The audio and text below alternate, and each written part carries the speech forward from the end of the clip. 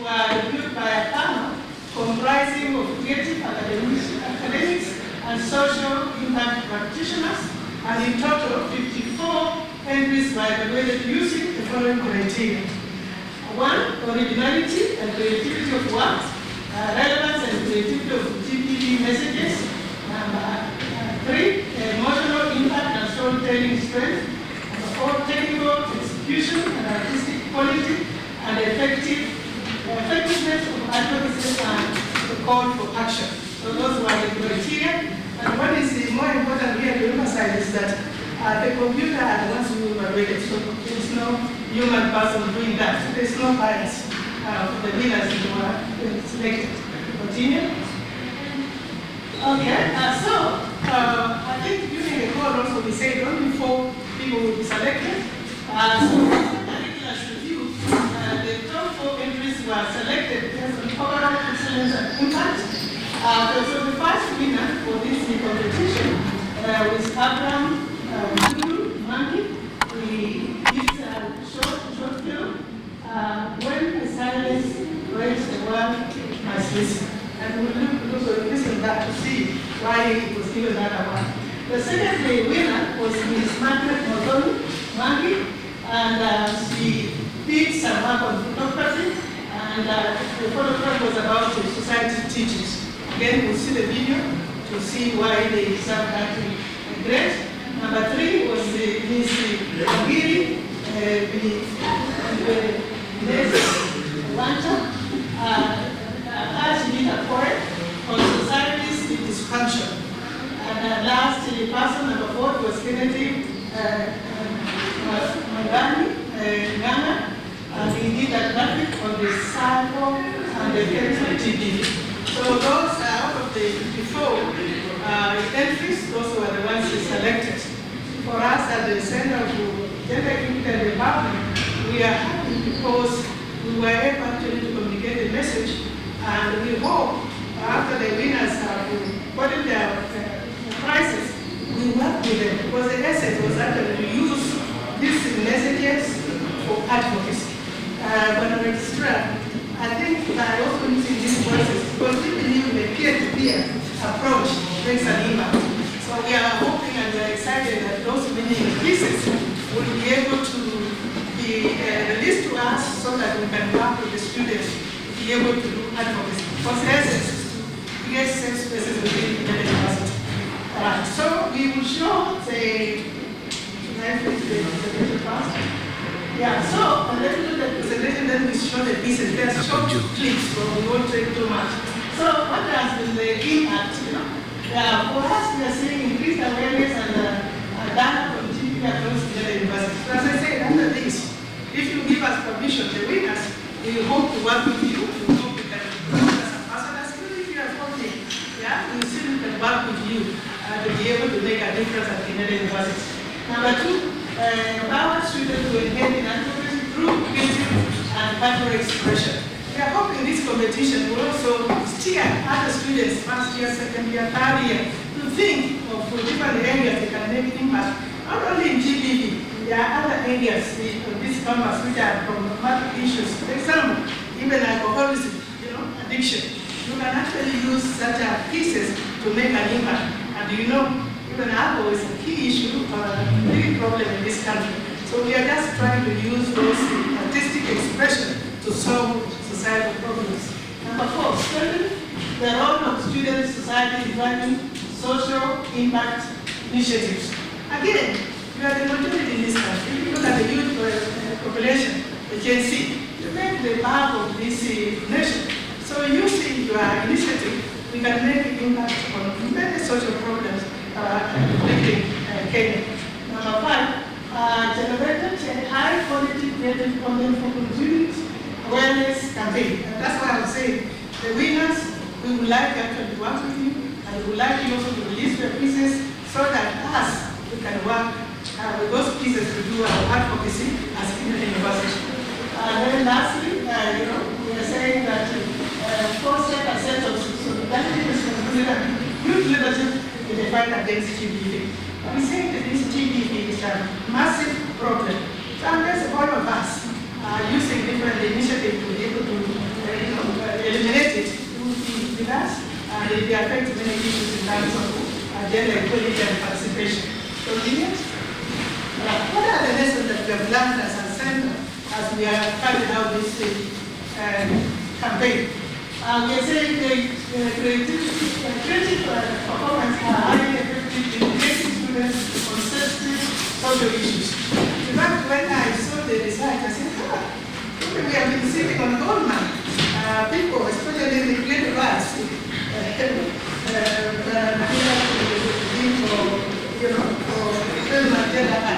have talent, and one of your students actually, the winner came from your department, which is good. So we are sitting on gold mine. We can actually do many things, including make money from this talent we have. So let's not sit on what we have. Number two, we are saying student-led initiative and encourage authenticity and deeper participation. So if you concentrate on something, we saw that because the period was very short, 3 weeks. We were able to come up with those pieces. Suppose you have a whole semester to do a piece, and I hope you have projects where they do different projects on creative arts. Then you can come up with very excellent pieces that you can sell. Then be able to make a living out of that. Another lesson is integrating culture and lived experience, student advocacy and impact. For me, having been a director for about 5 or 6 years, I always see people who have had an experience express more than creating something which you have not experienced, Yeah, and actually that came up when I was looking at the videos, Yeah, so I'm just encouraging them, just use some of our, personal stories. We are able to make more impact, to other people. Then, of course, the same program beyond campaign is scheduled for a long time within the church. So we are saying all the winners that we need to work with you, and then we are able to reach more. Imagine the other university has over 700,000 students. If we actually work with them to be able to share those messages, we'll make a lot of impact in terms of safeguarding student welfare at Kenyatta University. That's my last one. So conclusion, we are saying that Kenyatta University created talent, successfully demonstrated it's not only a form of expression, but a catalyst for change. And you will see from the video. By centering students' voices and creative initiative created meaningful engagement, raised awareness, and contributed to the growing culture of accountability and respect on campus. Ending GBV requires collective commitment and objectivity. Yeah, so those are my remarks, but before I sit down or invite our big guests, I would like us to play the video.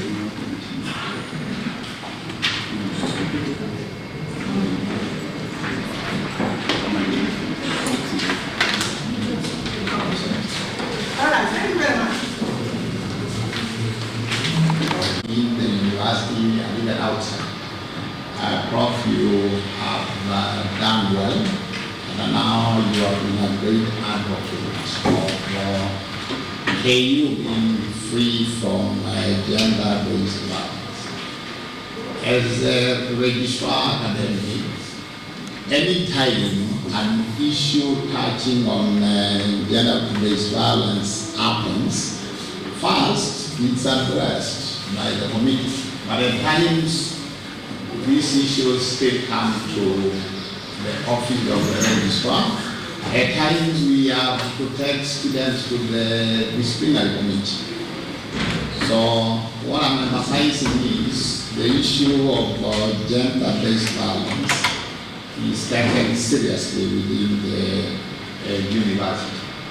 How we try and work hard to ensure that gender-based violence is completely out of this institution. It's a real problem. Profit is there, and you know a lot. But there is a lot which is not spoken. There is a lot which happens. It borders on gender-based violence, but some people don't speak up. So one of the things we really need to advocate for is for everyone to speak where it happens. Some people think gender-based violence is on ladies. Some men think it's only ladies who are victims of gender-based violence, but there are many young men who suffer gender-based violence in silence. We need everyone to speak about it whenever it happens.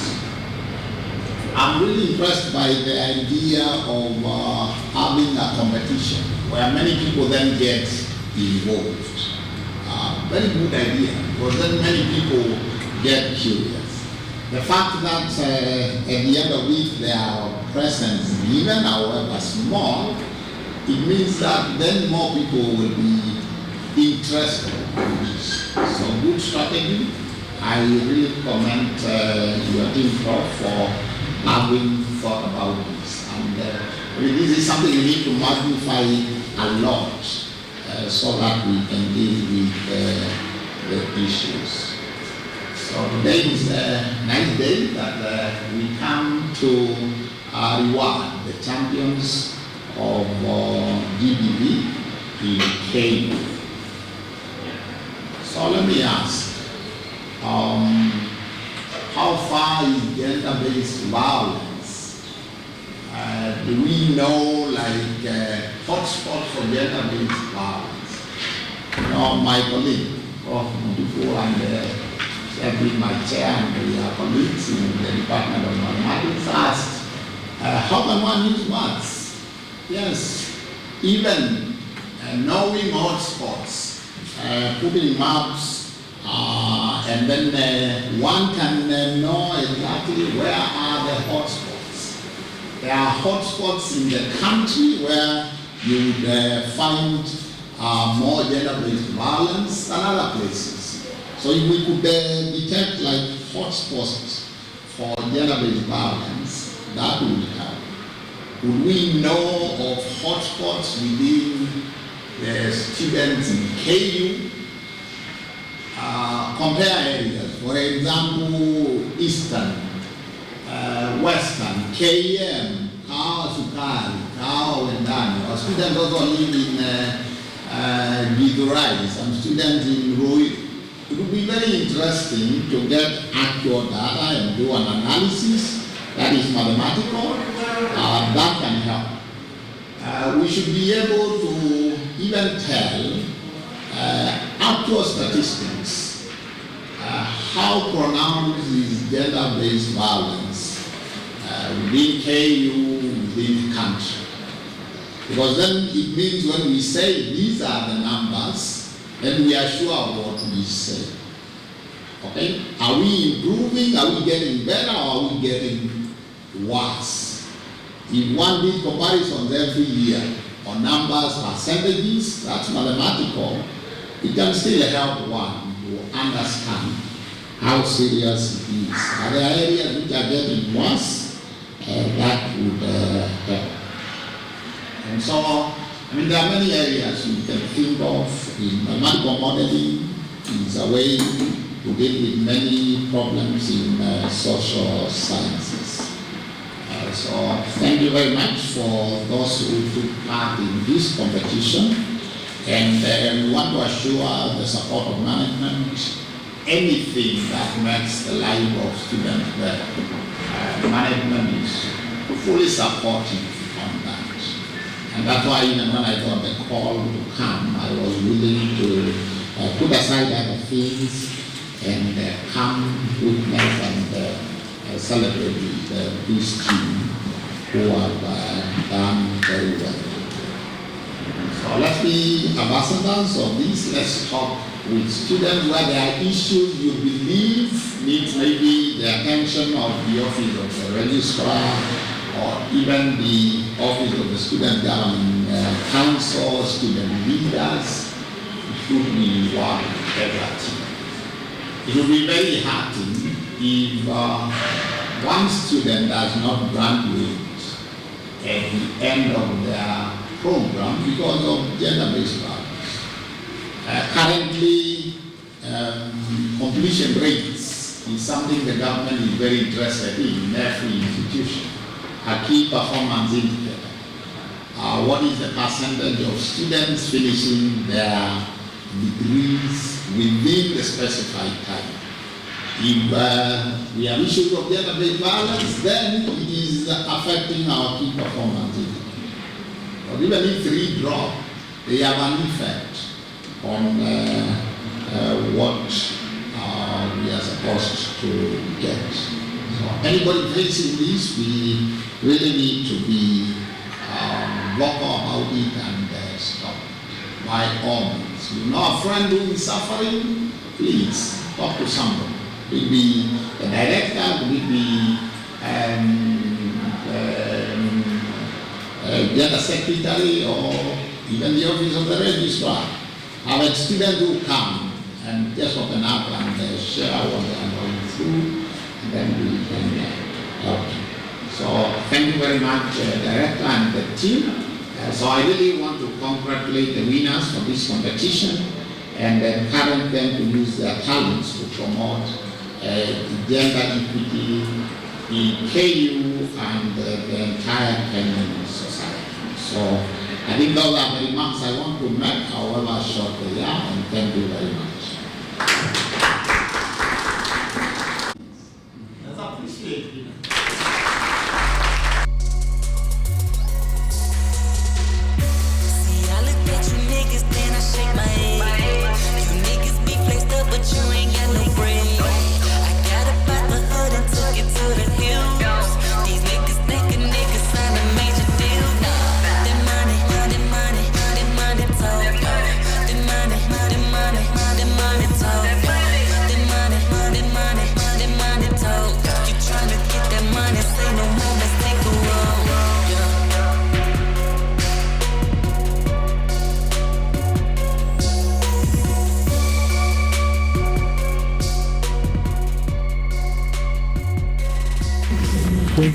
All right, good morning to you. Good morning. Many thanks for joining us today on this 26th day of January 2026. It is the last day, the last show we are having, Biashara Tuesday, on the month of January. So the next time we're meeting, it will be on the month of love, that is February. And today, we have a lot in store for you, and especially in the world of business, because as you all know, on Tuesdays, every morning we gather here to gather information and knowledge on businesses. How well can we be better business people? And today's focus majorly is on savings. That is our focus today, and I shall be telling you of the guests that we are having for that discussion. But today's focus is on savings, careers, and the future of us as a nation, or East Africa, or Africa at large. Our future in terms of savings, sustainability, power, systems, how they run. Those are the discussions that we shall be having this morning. Before we get to those discussions, I just want to remind you something. That last week we had the Treasury, and through the central bank, of course, telling us that the bonds are open. The 15 to, that is 25 years bonds are open, so you can bid for them if you're someone who was to get into, treasury bills and bonds. And the period of sale is from the 22nd, that was from last week, the 22nd of January, and it will be ending on the 11th of February 2026. So that is the period of sale.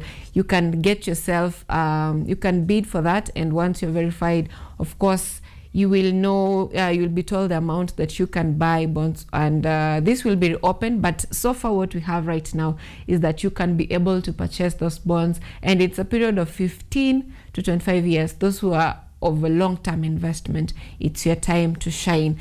And this morning we shall be having conversations around, we shall be having a conversation around SACCOs. And of course, this is a field that most young people feel it's very unfamiliar to them, or some of them just shy away from them because they don't know what it entails at large. But this morning, we shall be having conversations about SACCOs, and this is a conversation of your future on your terms. And we'll be joined by CPA Dixon Okungu, who is the CEO Azina Sacco. He'll be helping us understand how well can we save in SACCOs, what are the do's and don'ts, what are the secrets that are in SACCOs that probably you are not aware of.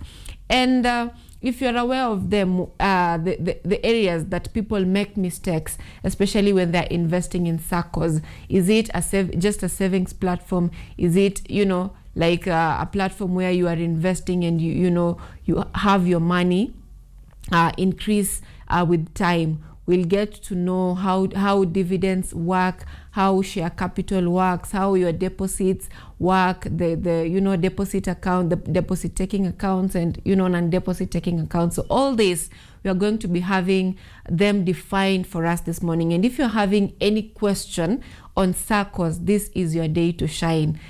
The other days, we may be talking about other things, money market funds, treasury bills and bonds, and we may be having other discussions on investment. But today specifically, the focus is on SACCOs. If you're having any questions on SACCOs, please make sure to send those questions in. We are live on all our social media platforms today. We're live on Facebook, we're live on Instagram. We're also live on YouTube at KUTV Kenya. So in all those platforms, you can share your feedback, or you can share your question on what you need to understand, especially when it comes, or when we are dealing with SACCOs, or when you want to invest in SACCOs. And of course, those who are in Azina Sacco, if you're having any questions to your CEO today, this is the day to have them directed to him.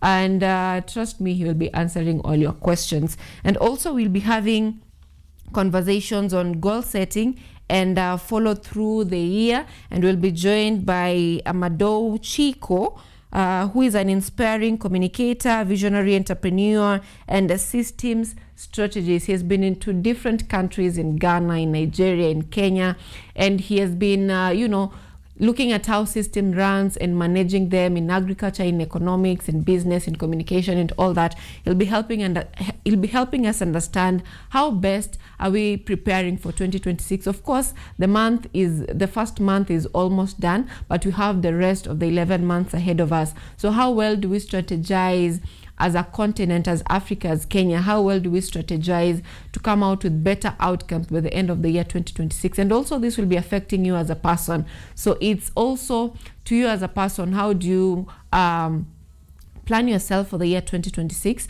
to help yourself that by the end of the year, or as your plan quarterly or by half the year, what will you have achieved, and by the end of the year, what will you have achieved? How do you measure your success? So Amado will be helping us understand that on that discussion. Also, we'll also talk about careers this morning once again, and we'll be joined by Edson Nganga, who is the chairperson Career Week committee, that is the Kenyatta University Career Week for the year 2026. He'll be helping us understand what the do's and don'ts in careers. What is the lie that we are told, especially in universities? If you're in campus, he'll be helping us understand that what works for you and what does not work for you, what universities need to do to change that narrative of the gap between what is happening in school and, of course, what is happening when you get to the market, to the workplace.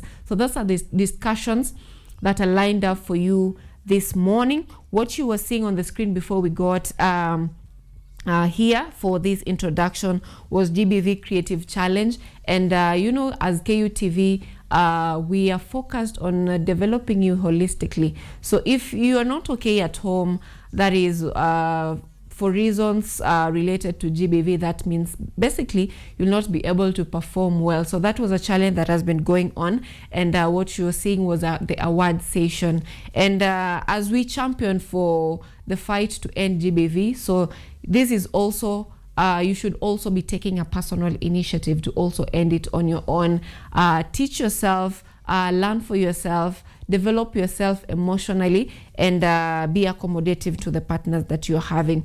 So those are the discussions that you are going to be having this morning. And of course, we'll also allow me to take you through our dailies this morning of different countries, but we'll begin with what we have here in Kenya of the dailies and what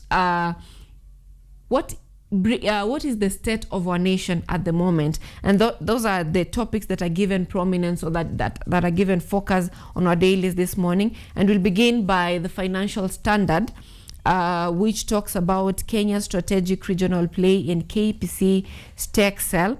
And this is about Kenya wanting to diversify their investment in different countries. Of course, there is competition with Tanzania, but of course, we have Uganda in place. And Kenya is planning to diversify its investment and become the East African focal point of this business. That story is given prominence, or is on the headline of the Financial Standard. On MyGov, they're talking of 10,000 learners awarded Elimu scholarships. And if you're in Kenya, you know that over the past week, we've had the president give orders of every student transitioning from grade 9 to grade 10 to report to school, regardless whether they're having school fees or not, and whether they are having uniforms or not. They should be joining the grade 10. And I've had conversations with different head teachers, and they're saying that the problem is not the schools. The problem is the students and their parents. Most of them are just home, especially for those who are supposed to be joining the day schools. Most of them are just home. And when a politician or a leader calls for, these gifts that are given to learners or scholarships, one will go there saying that they don't have fees or anything. But then when they are calling to the schools where they're registered, it says that probably their fees is fully paid for the entire term. So this is an message to the parents, even as we strive to get these government scholarships to help our students go to school. It's also the personal initiative for you as a parent to ensure that your children is in school. And of course, moving on to other newspapers, we have the Business Daily talking of KRA catches 392,162 in tax evasion crackdown. This especially is targeting those of you who are used to filing nil returns.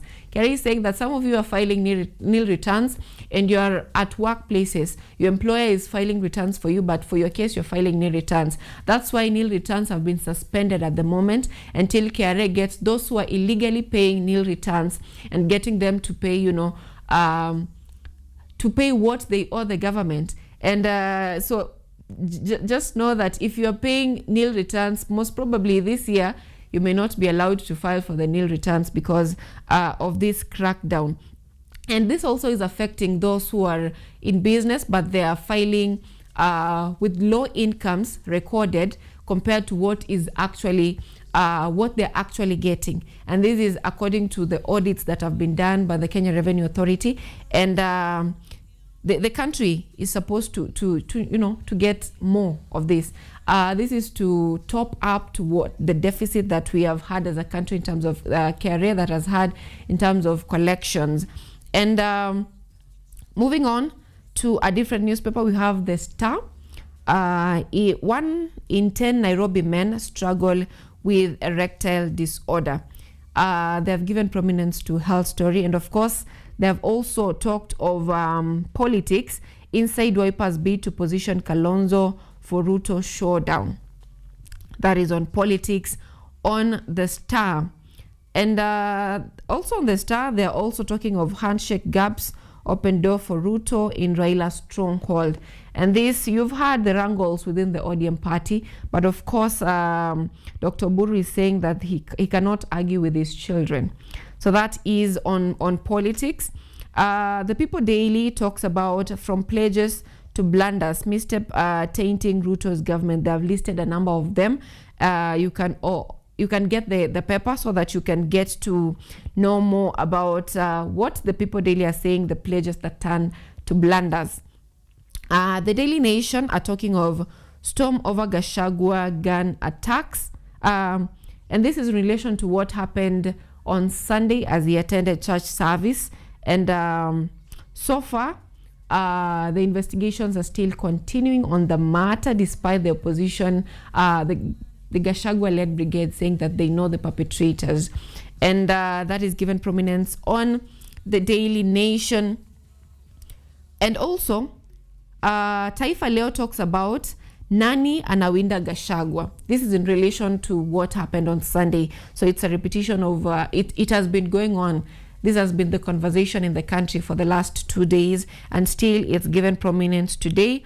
On Taifa Leo, talking about Nani awinda Gachagua. This is not the first time you're hearing about Gachagua being attacked, or Gachagua going to some place and planned assassinations on that, for that matter. So Taifa Leo asking Nani anawinda Gachagua. You can read more as you get the paper. And finally, in Kenya, for the Bold newspaper, they're talking of the untouchable, still in relation to the Gachagua story, where they're talking of two powerful Mount Kenya politicians, Murang'a woman representative Betty Maina and Mathira MP Eric Wamumbi. These are the people who the DCP party believes are responsible for the tear gassing of innocent people during church service on Sunday. So those are that story is given prominence on 3 of our daily newspapers this morning.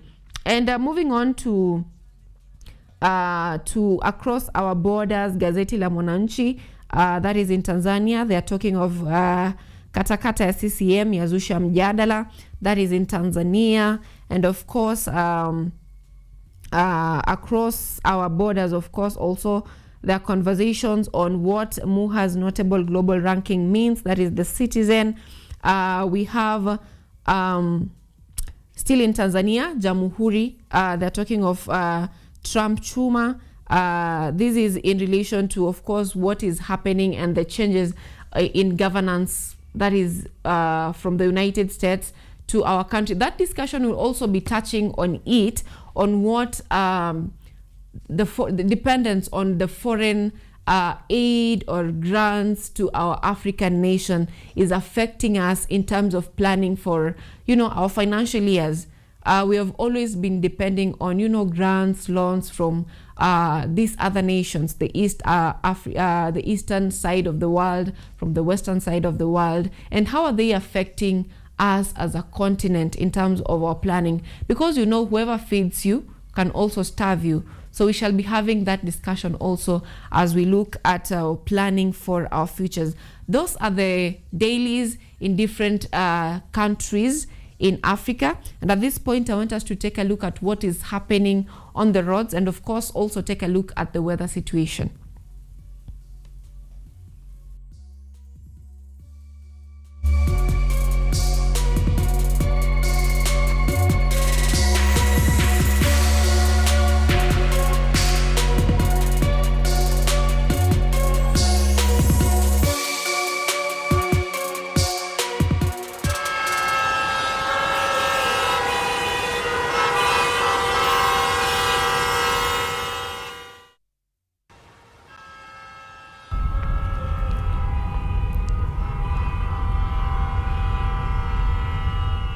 It is exactly 42 minutes past 7 a.m.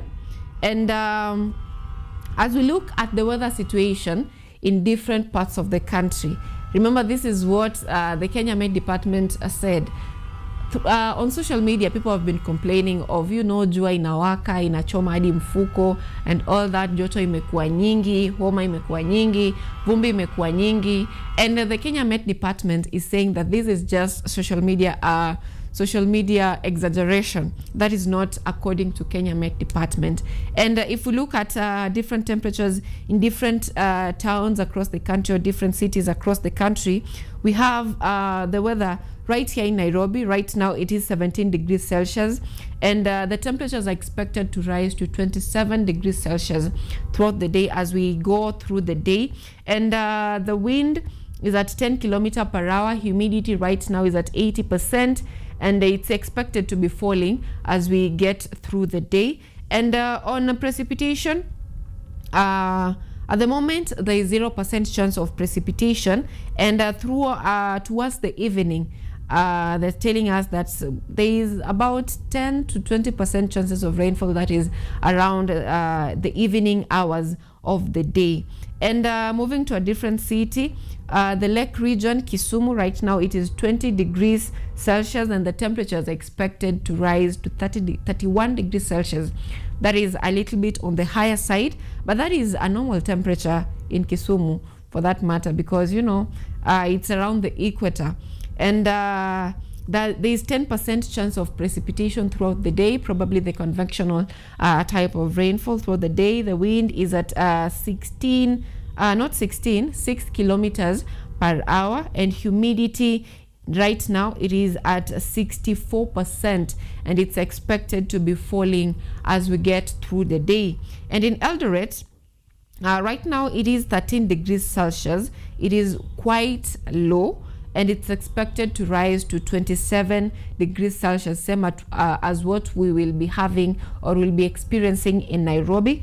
And precipitation in Eldoret, it is at 10% throughout the day, wind at 10 kilometers per hour, and humidity right now is at 85%, and it's expected to be going down as we get throughout the day. And taking a look at the coastal region, right now it is 26 degrees Celsius, quite high because it feels like 28 degrees Celsius, and it's expected to rise to 29 degrees Celsius. So temperature in the coastal region, especially in Kilifi, inachezea 26 to 29, around there, 26, 27, 28, 29. Precipitation that is at 5%, and it's expected to rise to 30% by noon. And the wind at 10 kilometers per hour, humidity at 81%, and it's expected to rise to at least to get lower to at least 63%. So itachezea hapo 81 to 63. So humidity is quite high in the coastal region, probably because it is close to the lake. So that is on the weather in different parts of the country. And I'm taking a look at the traffic situation. What we are always seeing, nothing different, from Roysambo all the way to Muthaiga interchange, the Pangani interchange. There is a slowdown on traffic. This is affecting those coming from Kiambu Road, of course. Normal places where we're always seeing traffic. Utawala, as you get towards the airport road, getting to Mombasa Road, that route, that bypass, it's all, you're going to be taking longer on that route. And of course the specific areas is around the Utawala stage, and of course around is it JM or this outer ring, where you are coming from outer ring to join the airport road so that you can get to Mombasa Road. Around those areas, those are areas that are having heavy traffic. And of course in other tributaries leading to town, we have those people coming from Lavington, those people coming from Kibra, those people coming from Nairobi West. There are patches of red that we are seeing. So there are patches of red. It's moving because it's red and yellow, so you're not going to be staying there for a long time. But those, if you are getting to town through Mombasa Road, from Nyayo Stadium all the way to around the railways area, around those areas, you're going to be staying on that road for quite some time. That is on the traffic update as of 7:47 this morning. And I told you about the discussion that you're going to be having. That is coming up shortly after the break that you're having. And we shall be having the conversation on SACCOs. What SACCOs mean, what they mean for you as an investor. And especially I want it to help the young people who fear commitment. I know it's a generational problem, but when it comes to SACCOs, it needs commitment. So it's a day where we are going to learn about commitment. Probably by the end of this discussion, you'll have learned commitment and you'll be willing to even get into relationships. Like the president was saying, that young people, you're not getting young, muoe. So that discussion is coming up shortly.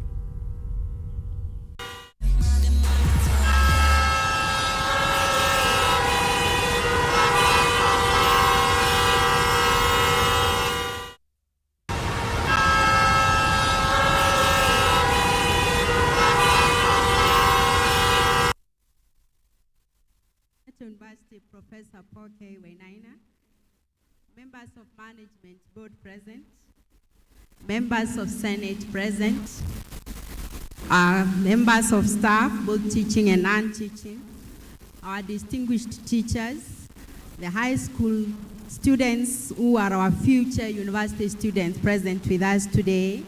Ladies and gentlemen, good morning. Good morning. Turn to your neighbor and tell them, wow. Waambie inaitwa KU. Are we happy to be here? Yes, we are also very delighted to be here with you today. So it is my pleasure to welcome you to KU, one of the Africa's leading university, a proud center of excellence and innovation and integrity, and the premier university of Kenya. Did you know that in the premier university? Turn to your neighbor and tell them, Karibu KU. Now, I'm here and I want to believe as we carry on, you've been learning, you've learned a lot. As we get entertained, I want to believe we are still learning as we attend to the tents. And our VC has spoken to us very, very well this morning, given us words of wisdom on what we need to consider as you make choices on your future careers. I want to believe we are still learning. Are we learning? So turn to your neighbor and tell them we are learning. So if your neighbor is studying, please tell them we are learning. Now I'm here to share with you briefly about the programs that we offer as KU and why KU is a premier university, why it is a choice for many of the students.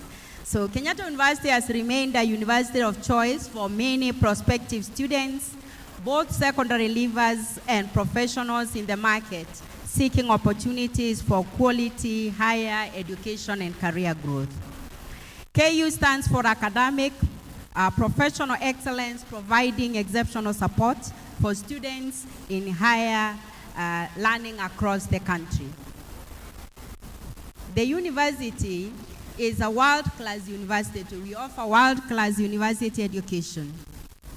KU has many schools, as you have learned from the tents that you've been attending.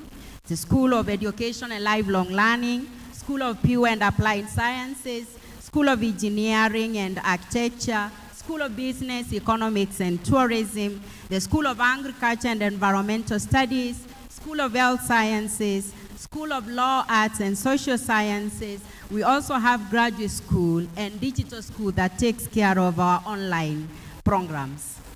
In addition, we have campuses spread across the country and open learning centers in main campus at the Nairobi town. Main campus here we are, City campus in Nairobi town.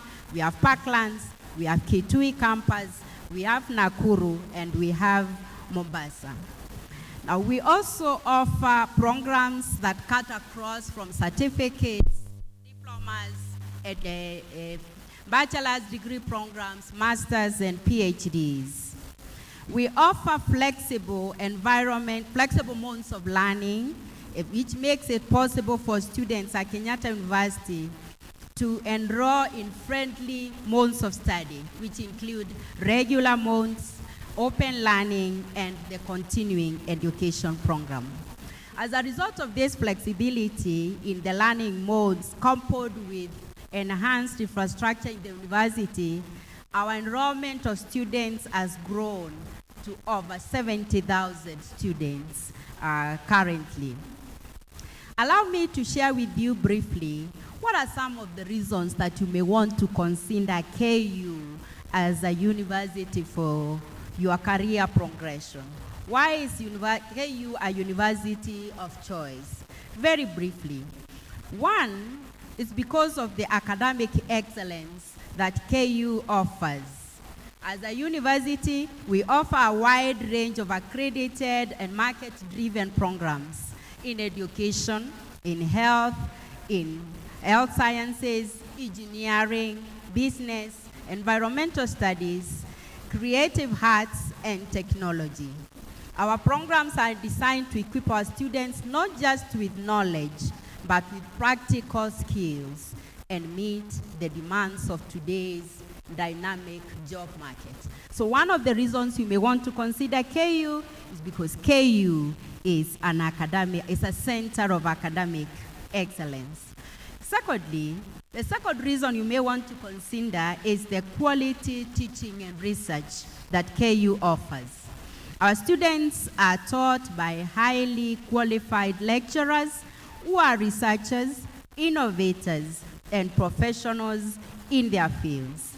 KU is recognized for impactful research that addresses real societal challenges locally and globally. The third reason I would want you to consider KU as your university of choice is the state-of-the-art facilities and the conducive learning environment that our university offers. So from modern laboratories and libraries for ICT to ICT infrastructure, innovation hubs, and one of the most serene campuses in the region, KU provides an environment that supports academic success and personal growth. And I want to believe as you've walked around, you've confirmed that KU has the state-of-the-art facilities and a conducive environment for you to learn. Those of you who have not done so, I encourage you, walk around and learn about our facilities and our environment. Fourth is the holistic student development. At KU, education goes beyond the classroom. We nurture leadership, creativity, sports, entrepreneurship, and community engagement, producing graduates who are confident, ethical, and socially responsible. I'm sure you've witnessed that as you've joined our Amolo dancers on stage and wherever you are, you realize those are our students who are pursuing different degrees in this university, and they are being developed holistically. And fifth, the reason you want to consider KU is the strong career preparation and employability of our graduates. Through industry attachments, teaching practice, internships, and strong industry linkages, our students graduate ready for the world of work, self-employment, and further studies. Finally, diversity and inclusivity is another reason I would want you to consider, even as you look at a university for your career progression. Kenyatta University is home for students that cut across Kenya and beyond, offering a rich multicultural experience that prepares learners for global leadership. Dear high school students, when you choose Kenyatta University, you choose excellence, you choose opportunity, you choose a future full of possibilities. As you finish your high school studies, we look forward to welcoming you to KU. When our students join, we meet them in this very venue, in our graduation square, in a ceremony we call matriculation, where we welcome them in this university. We look forward to meeting you here and joining you and welcoming you as you join us. As they finish their programs and graduate, again we meet them here in this very venue during the graduation ceremony. As you join us in KU, we again will look forward to meeting you here as you graduate. So we look forward to welcoming you to KU, the home of champions. Thank you so much, and God bless you all. Let's give a big hand for the representative of the Registrar Academic. Tumpigie makofi.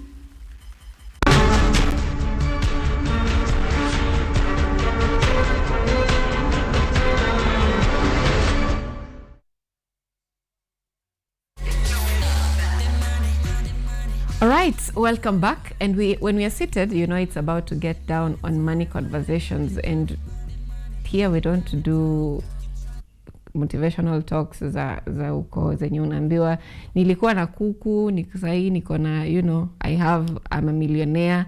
Here is real conversations where we get to have experienced leaders who have been in the industry. They understand ins and outs, the do's and don'ts of what is in the industry. As I promised earlier, we're going to be talking about SACCOs, the best way to move about in SACCOs. Is it the best investment for you? And if not, who is it best for? And especially for the young people who detest it or don't even understand how it works. So it's your day to shine and have, a glimpse of how SACCOs work, how efficient they are, and how good or bad they are. To help us understand this discussion, we are joined by CPA Okungu, and also we are also joined by one of us who has been part of these discussions on Biashara Tuesday, and that is Elvis Maina. They'll be helping us understand more on this discussion. Allow the guests in studio to introduce themselves. I'll begin with you, CPA. Briefly give us an introduction of who you are, what you do, and your day-to-day life as a CEO or as someone who is in the SACCO space. Thank you, Sylvia. My name is Dixon Okungu. I'm a certified public accountant, and I work for Hazina SACCO as the Chief Executive Officer, a role that I have served in. This is my 10th year as the CEO. You asked me about my daily routine. It's about service to my members. And I think it will be appropriate to say that the day definitely starts pretty early, and most of the times I log out late, having been sure and satisfied that the issues on my table are well attended to. Yes. Mm-hmm. Oftentimes when you hear CEO, you're thinking of, the boss. Is that a narrative, or is it something that actually happens? In the service space where we work, we are servants. So basically, we work. The element of being the boss, at least for me, I have not experienced it. I know that I simply have to coordinate a team and make sure that all systems are rolling well. But most importantly, pushing to ensure that the feedback is about satisfaction. Mm-hmm. Is every one of us happy? Mm-hmm. So time and again, I wouldn't sit back as the boss. Mm-hmm. I would really be at the front, but always making sure that the team is coordinated, guided, supported, and I'm there for them. So it's collective. Sure. Thank you. Always. Yes. So good morning. Thank you for having me here. And as with my colleague here, CEO Dixon Okungu. So my name is Elvis Maina. I'm a student here at Kenyatta University, my final year in BCom Finance. So my daily life is just being a student, running some internship roles, and club activities. That is basically me in daily life. Mm-hmm. Sure. I should not say that my daily life is just being a student, because considering what the KU Finance Club does, it's a lot more than just being a student. Let me just begin from there. How has that shaped you as a person? Because you get to, meet different people, get mentors. How has that shaped you as a person? Well, what I can say about being a member of Finance Society is that it has shaped me in a positive way, to say that. It has given me the opportunity to interact with the gurus in the financial sector, industry that is, to share ideas and to get the knowledge of how the industry runs, and even to get the mentorship which is required to join them in the future.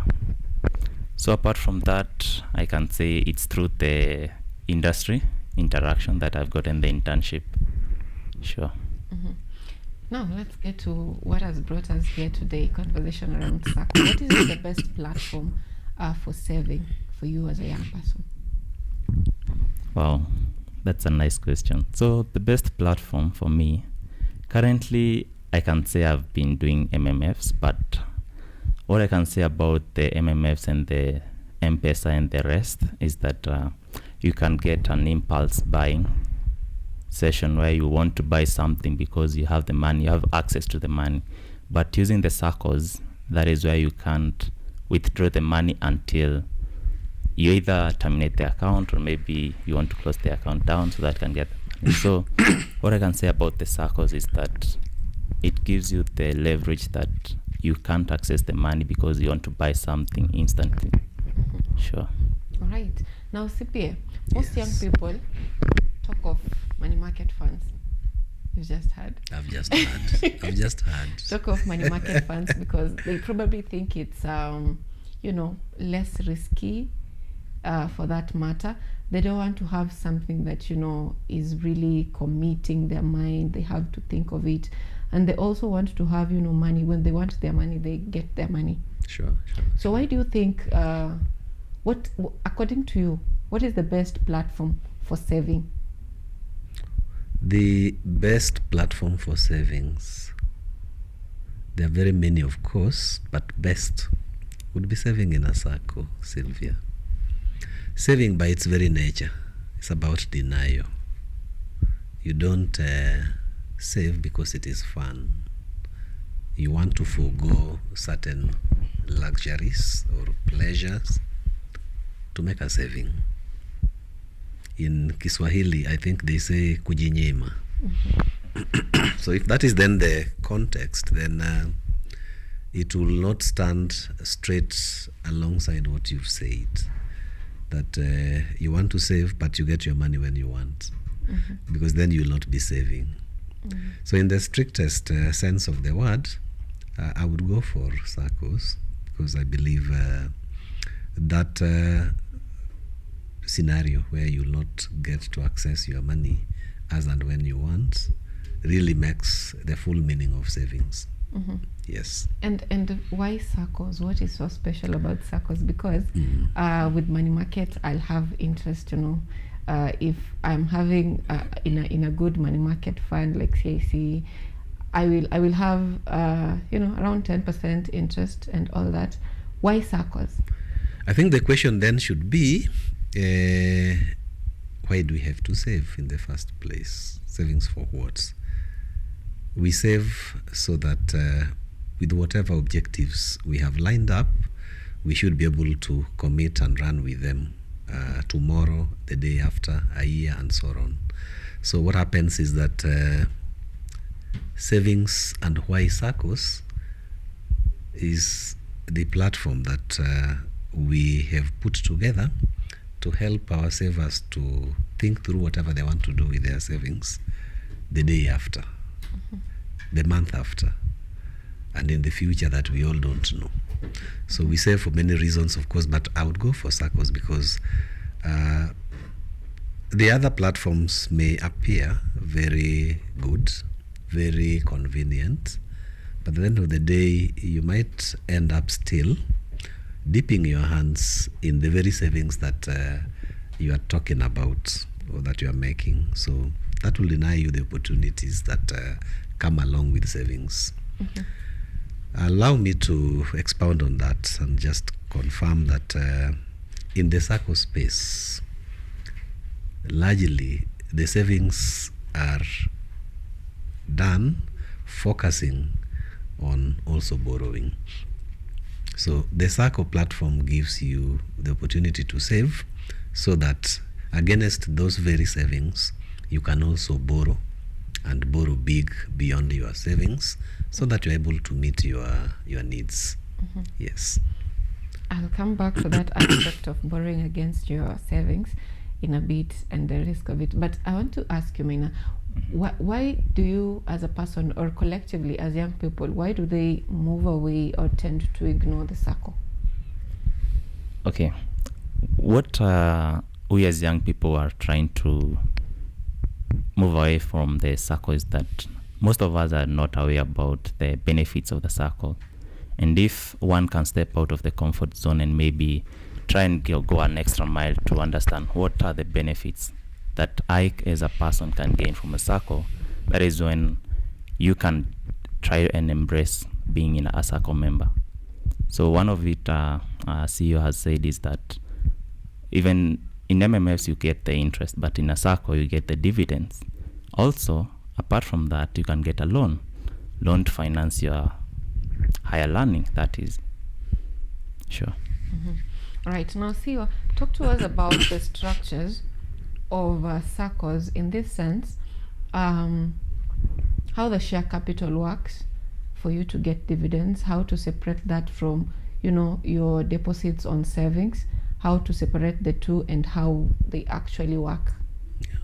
Thank you, Sylvia. That's a very good question. I think I will start it from the perspective that SACCOs in this country are regulated entities. Government saw it fit to ensure there is regulation. So the body entrusted with that is called SASRA, the SACCO Societies Regulatory Authority, a body that ensures that funds mobilized from the public are well taken care of.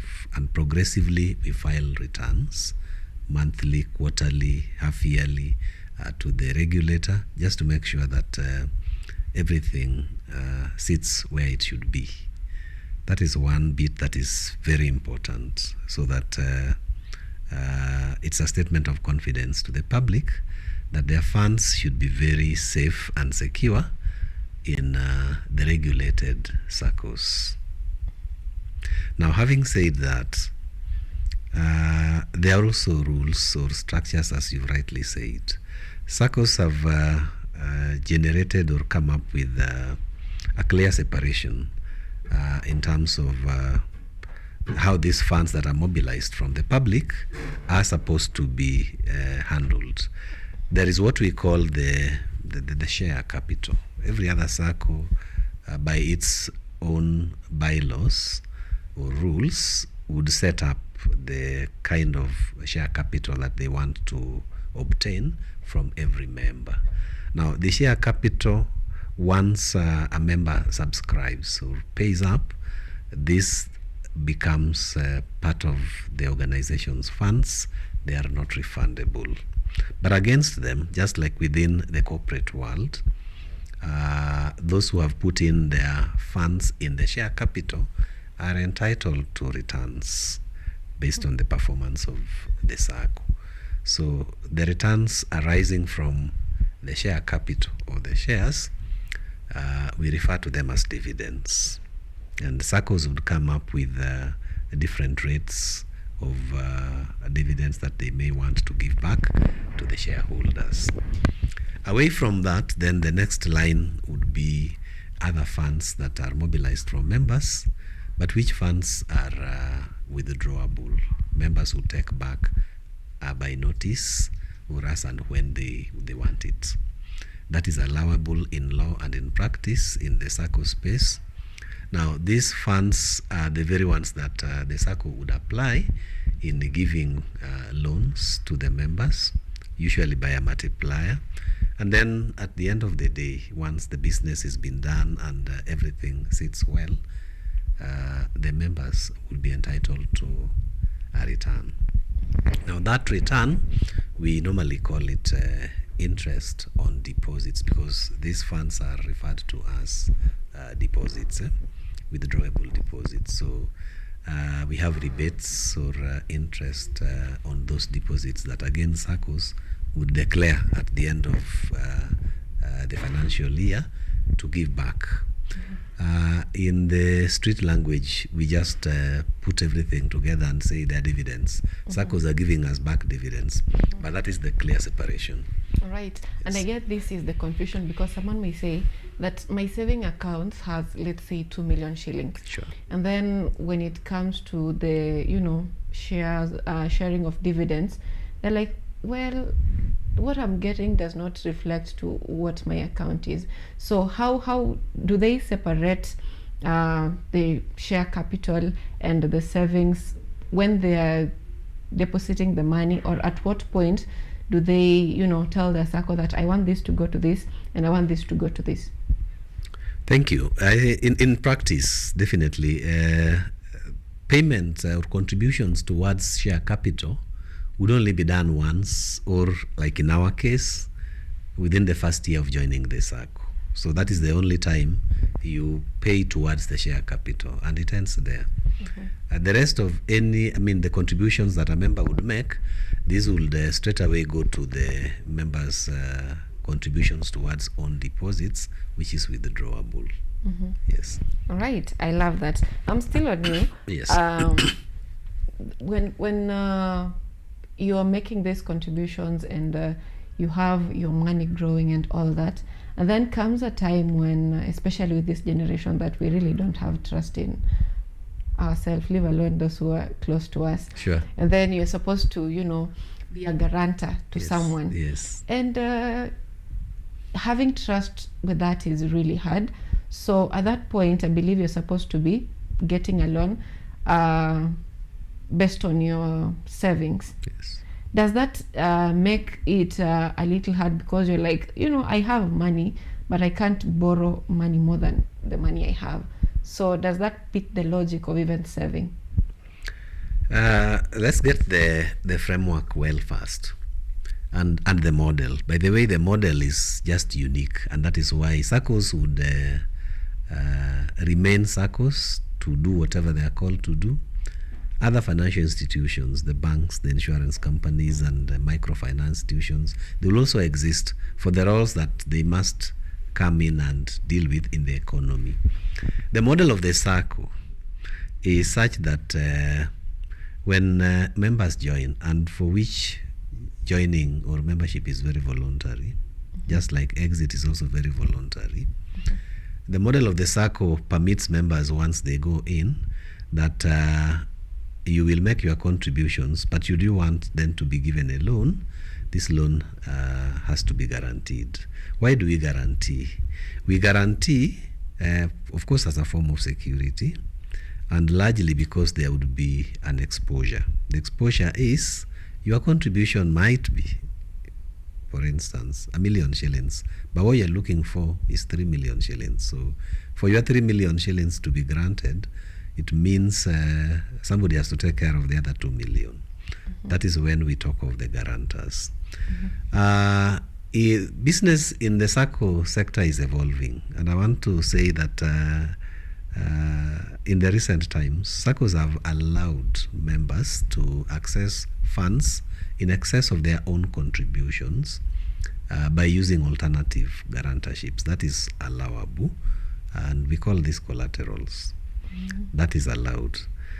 Beyond that, still, if you are not interested in more money than what your contributions are, still SACCOs are flexible to allow you to access funds within your own deposit amount, so that if your contributions is just 1 million bob and what you want to borrow from your SACCO is 500,000, you can still borrow within your own deposits without necessarily then having to ask other persons to guarantee you. So it's a model that is becoming very flexible and is aligning with some of the expectations of the current generation and the realities of markets. Yes. All right. So if you want to, do these small businesses where you want little loans, SACCOs are best for you because of the low interest. But then if it's the bigger, capital expenditure where you want to have more expansion. Actually, talking of capital expenditure, now that it came up, can SACCOs buy or expand businesses for someone like the banks do, the capital expenditure financing? We are in competition with the banks, and I can tell you some SACCOs are bigger than the banks that you know in this country. You wouldn't take that for a fact, but it is true that if you look at some of the top tier SACCOs in this country, their balance sheet is bigger than the tier 3 banks that exist in this country. So I would run away from thinking that SACCOs will be for small time engagements, and then when you want to expand the business, you need big capital, then now you have to go to the bank. That may not be the true position. SACCOs have been able to finance big time business in this country. Call it capital intensive projects for companies, individuals, name it. And so it depends with the muscle that you have, you who wants to roll out big time money for your capital projects, and the SACCO that you subscribe to. Yes. That is well spelled out. That's another misconception that we had.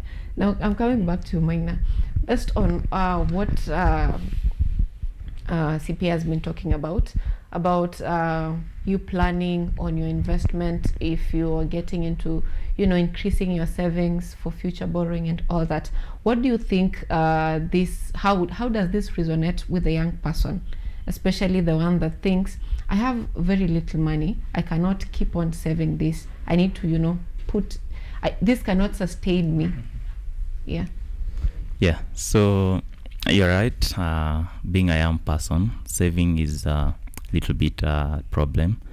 But what you can say is that there's a famous saying which says that if you wanted to plant a tree, the best time was 20 years ago, and the second best time is now.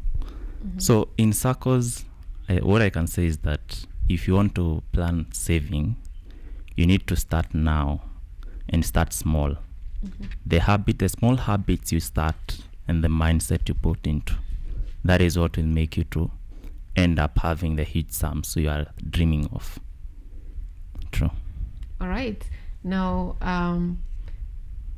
the deposits of SACCOs can be as low as 2,000 shillings, right? True. So in fact, in my SACCO, it is 1,000. Oh, wow. Yeah. 1,000, Bob. And I bet for having share capital, it's around 16,000. Correct. All right, I did my research. You did there. your research very well. And someone is not allowed to add more on top of the 16,000. Can you add more, or it's just a fixed 16,000? You can add. You can add, and the framework runs this way. Usually, there is the bylaws that dictate how much we are able to take up as share capital. Then the regulator also comes up with the ratios that we need to always observe. So when every other aspect of the SACCO operations grows, it means even the share capital will also need to grow equally or in tandem. So what happens is that you can go beyond the 16,000 that in our case we are talking about. How is that there are members who are exiting the SACCO for whatever reason. Those who exit and wish to sell back their shares, the share capital, they are free to do that. So you only need to find who is interested in buying. And an insider would buy, an existing member would buy. So that will give you an opportunity to have more than the 16,000. I know of people who have 100,000, 200, a million in their share capital. Yes, so it's possible. Now, among the 355 or more SACCOs that are regulated by SASRA, both deposit taking and non-deposit taking, what keeps what keeps the competition alive among SACCOs? What are the parameters to know that this is the best SACCO, this is not a good SACCO? Wow, there is no science in that, but I think in our country, that one I must give it to our countrymen and women. There's a lot of information flowing through, and Kenyans are very good at finding out what could be good, what is bad, and what is not adequate for them. Competition, as you rightly said, would be the thing. But what, in my view, should guide any interested person to want to choose Hazina SACCO and not the other SACCO would be informed by many other reasons. Number one, I would put it at the governance structure. How is the organization governed? Are you confident that your money will give you value based on how it is governed? I think that for me is quite key and primary for any investor or anybody looking around for a SACCO to join. Number two, we go in to get value, apart from the security of your money there. what is the kind of return that you expect to get? And is your expectation normal or abnormal? Because then there is the normal curve in every situation.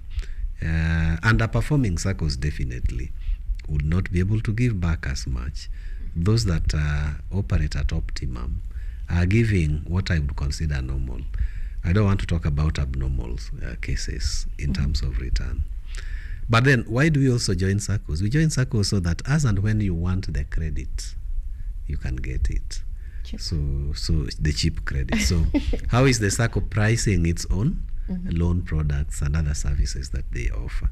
Yeah, is this SACCO a SACCO that you wish to join, pricing its products in a way that you are happy, or you want to go for that which is a bit expensive? So those are a bit of the clues that we'll want to ride on. Yes. So what if you are looking at a risk, is it the market risk that you should be cautious of, or the leadership risk that you should be cautious of? The two are related in a way. Yes, the two are related in a way. Yes. Now let's get a question from our viewers online. Someone saying glad to have CPA Dixon. Tapping from immense knowledge.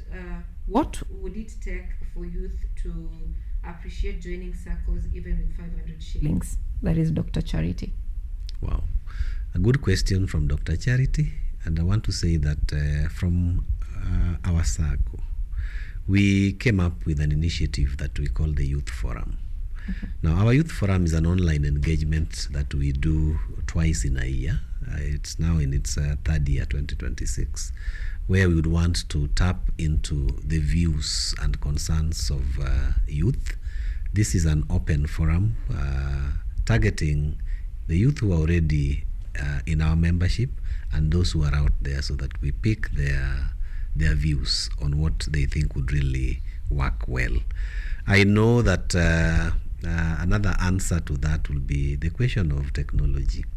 How well are we leaning in terms of the technology demands that the present day youth are looking forward to, so that they are getting into the SACCO, becoming members and working with us is not a painful experience that maybe our parents and other members are familiar with. So I think in that space we have seen good alignment technologically to support part of what the youth of today would want to deal with.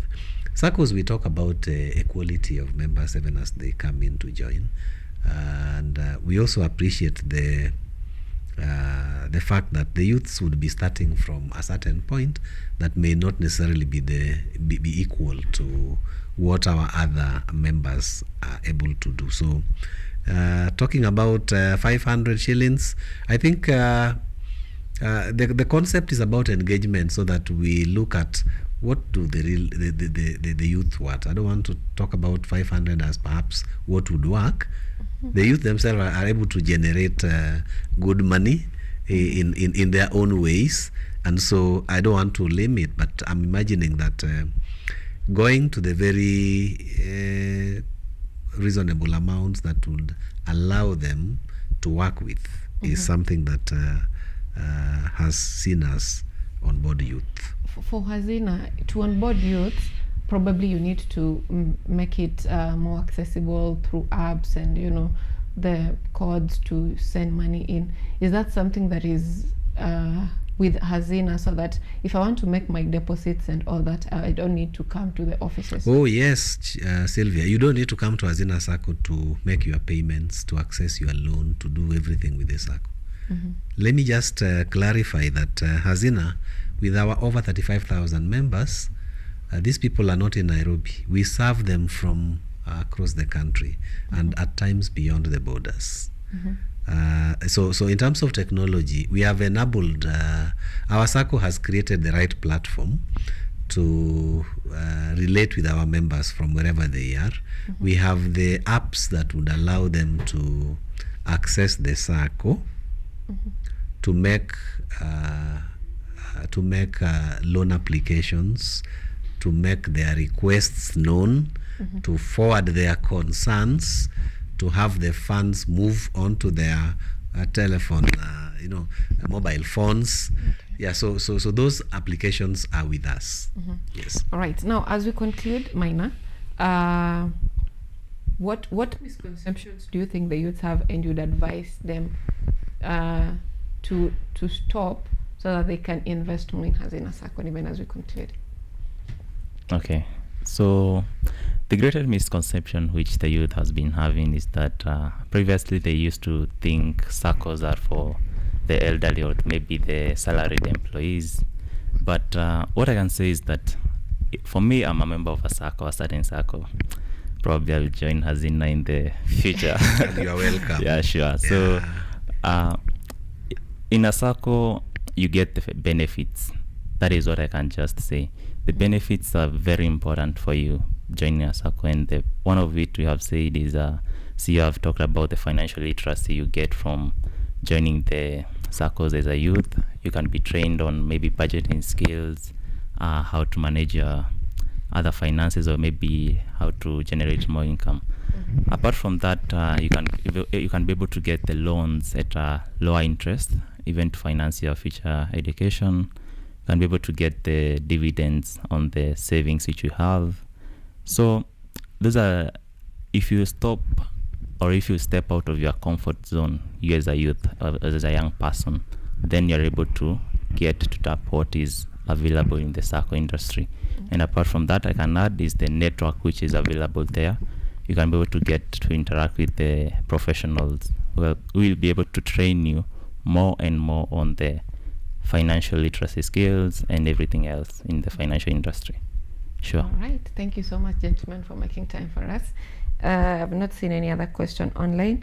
Those are the questions that we've had. Our time is up. I'd really love for us to continue because there's a lot to discuss on SACCO, but time is not on our side. Hope we can catch you once again some other times. Sure. Yes. Thank all right. you, That brings us to the end of the first launch right here on Biashara Tuesday, conversation on SACCOs and who it best fits. And we've established that as long as you have future plans or borrowing to finance your housing and all that, SACCOs are good for you. Coming up next is a discussion on planning, of course, for the year 2025. And we will be joined by Amadou, who is a seasoned researcher, strategist across different countries in Africa. That discussion is coming up shortly after the break.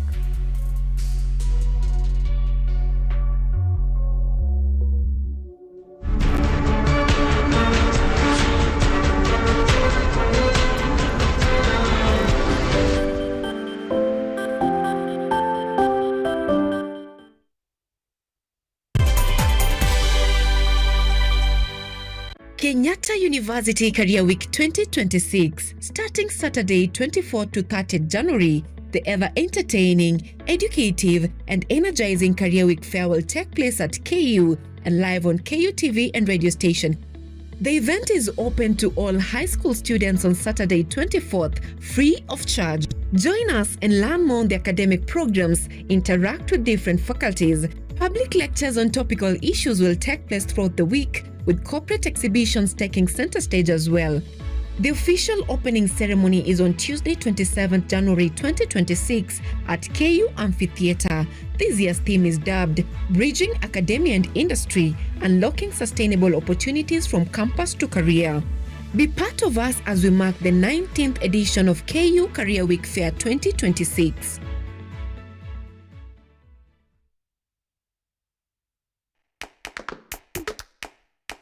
Badala ya kutafuta kazi, tunaweza kuanzisha miradi yetu ambayo ingetusaidia kubadilisha maisha ya wazazi wetu. Kwa vijana wenzangu, wengi wale hawana kazi.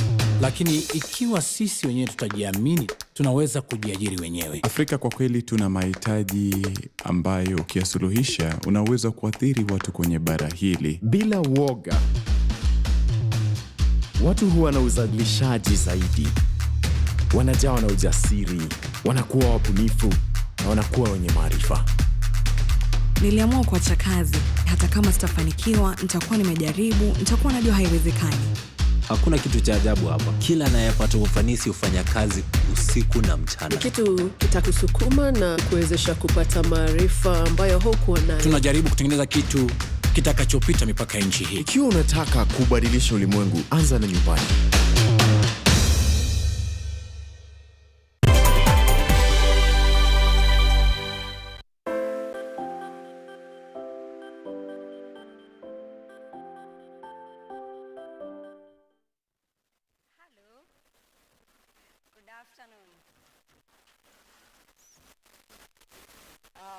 All protocols observed. Thank you for this opportunity. My name is Karuitha Mbavu Cynthia, all the way from KUCCPS.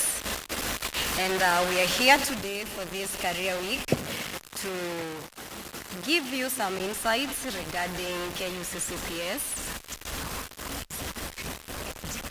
Okay, and when we talk of KUCCPS, we are simply referring to Kenya Universities and Colleges Central Placement Service, okay? We are an organization that is mandated by the government to place students to the universities, colleges, and TVETs across the country, all right? So our number one mandate is to coordinate the placement of government-sponsored students, and we also provide information on the available programs, their cost, and the government priority study areas. We also manage student placement data from collection to retaining so that your placement can be smooth and that transitioning will be, of course, a smooth one to your tertiary education. We also develop and offer career guidance programs for students, and we also advise the government on the university and college placement matters. I think that is very much simple and clear. Moving on to the next, we place students to very many universities. For example, we have Kenyatta University is one of them, but a total of all of them, we have 43 public universities, and you are eligible for a government scholarship and help loan, all right? Yeah, so we also place students to the Open University of Kenya, which you learn 100% online. Most of the programs are offered online. So it is something you can consider after you are done with your Form 4, your KCSE education. Your KCSE examination, the Form 4 education. And we also place students to our 30 private universities, and these universities we are only eligible for the help loan only. And then we have 272 public TVET institutions. And when we speak of TVET, we are comprised of technical training institutes, technical training colleges. We are also talking of technical and vocational colleges and institutes of science and technology. Sawa sawa. We also have 91 campuses on KMTC. This KMTC is under the Ministry of Health, but we still place students there, and you are eligible for the government scholarship and also the help loan. When we speak of KMTC, we are referring to the Kenya Medical Training College. This is especially for the diploma programs, the students that have not managed to get that A or A minus that will enable them to get to a degree program to pursue a Bachelor of Science in Medicine and Surgery. Sawa sawa. And next, talk about careers. When we talk of a career, how would you define a career as an individual?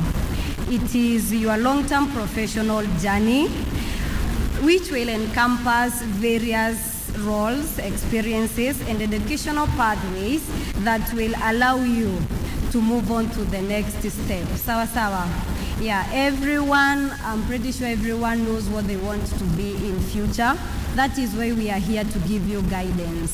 And I may not be in a position to give details, but if you visit us there, you are going to get all the information. For example, details about subject combination. If you want to do aviation, you can go to East Africa School of Aviation.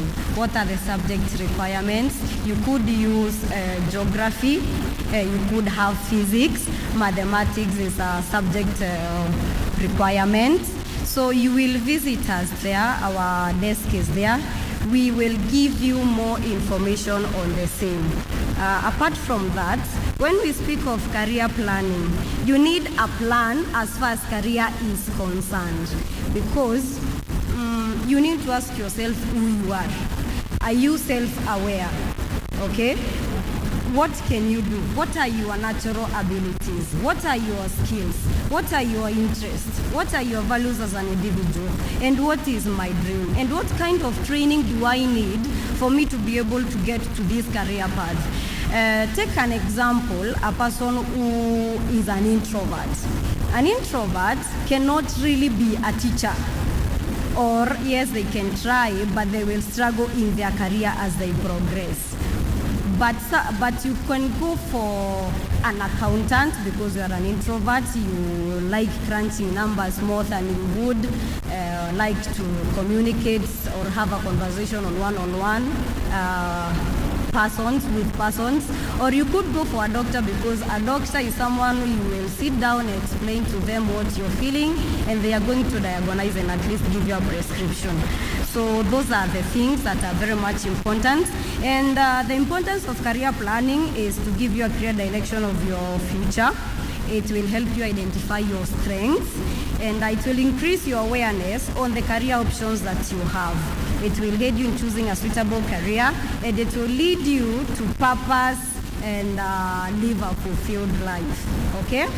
So learn about yourself, identify your skills, and research your career options. There are so many careers that we have. If you also want to go to do theology, all right?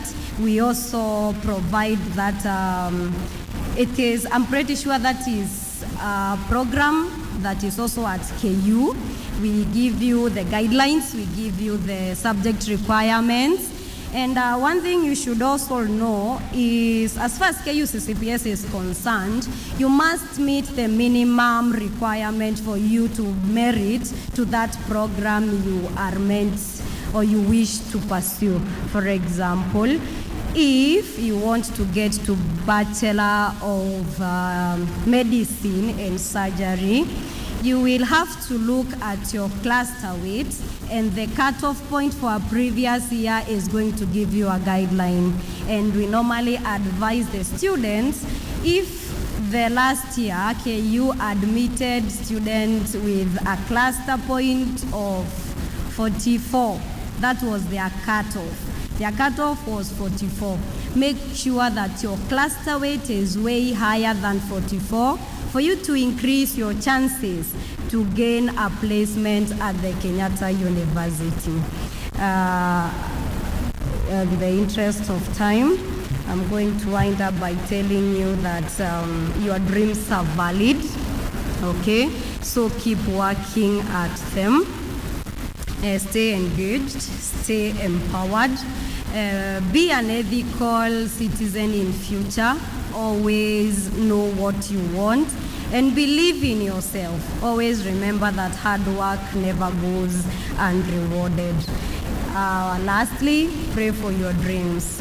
It is not all the time you will get someone telling you to pray for your dreams, but praying is very much important. Remember that no human is limited. Just like Kipchoge said, from North Pole to South Pole, there has never happened a man who ran a marathon in less than 2 hours. But he defied all odds, and he encouraged that no human being is limited. And if we made it, because I am also a product of KUCCPS, my colleagues also are products of KUCCPS. You can also go through the same system and it is going to assist you. We also do not discriminate against our able differently friends. So always they can come to our office as HCK Gardens and they will be in a position to get the assistance that they need. Be a good citizen, be good students, and as I wind up, thank you very much for the opportunity and thank you for listening to us, to me. Thank you. Let's give a big hand for the representative of the KUCCPS.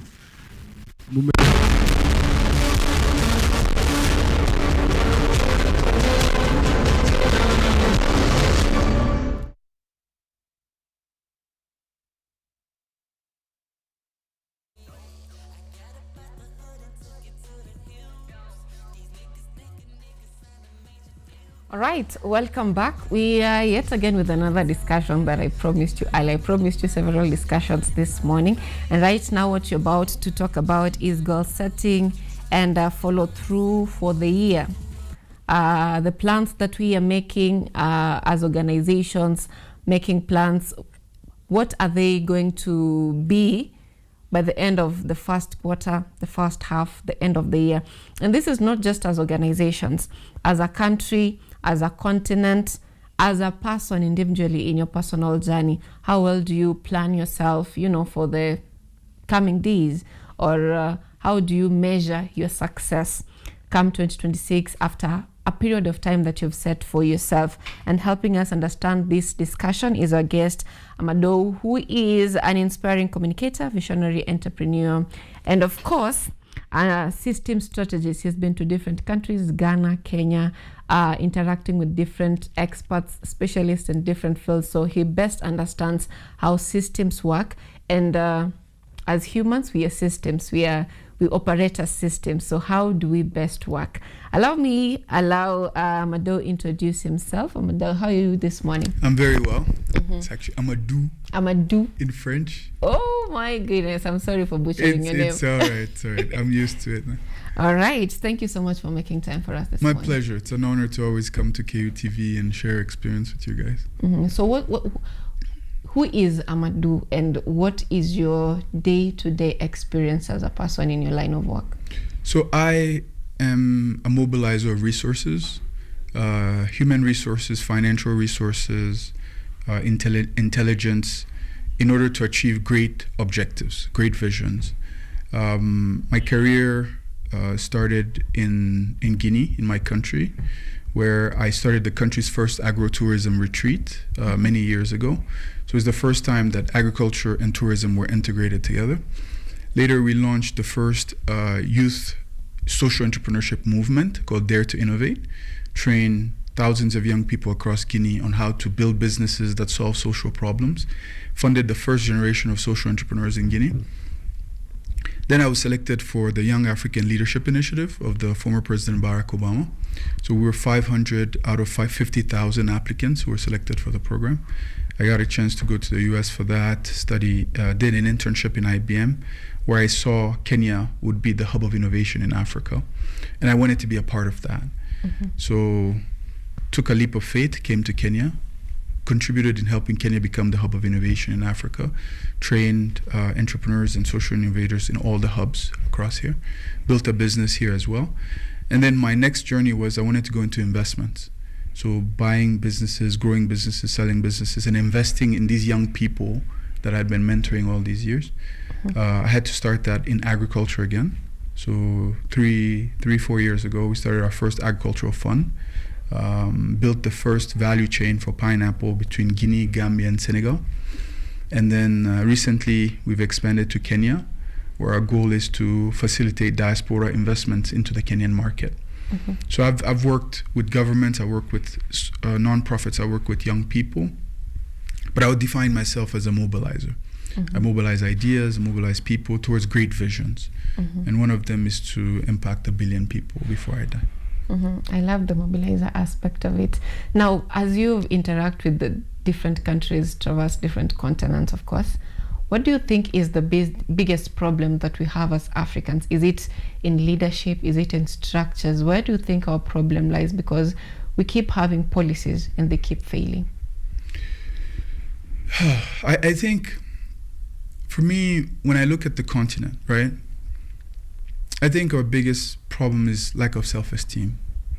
Is we're not raised to believe in who we really are, what we're really capable of doing, what is our real potential, because the models of success we have seem very distant.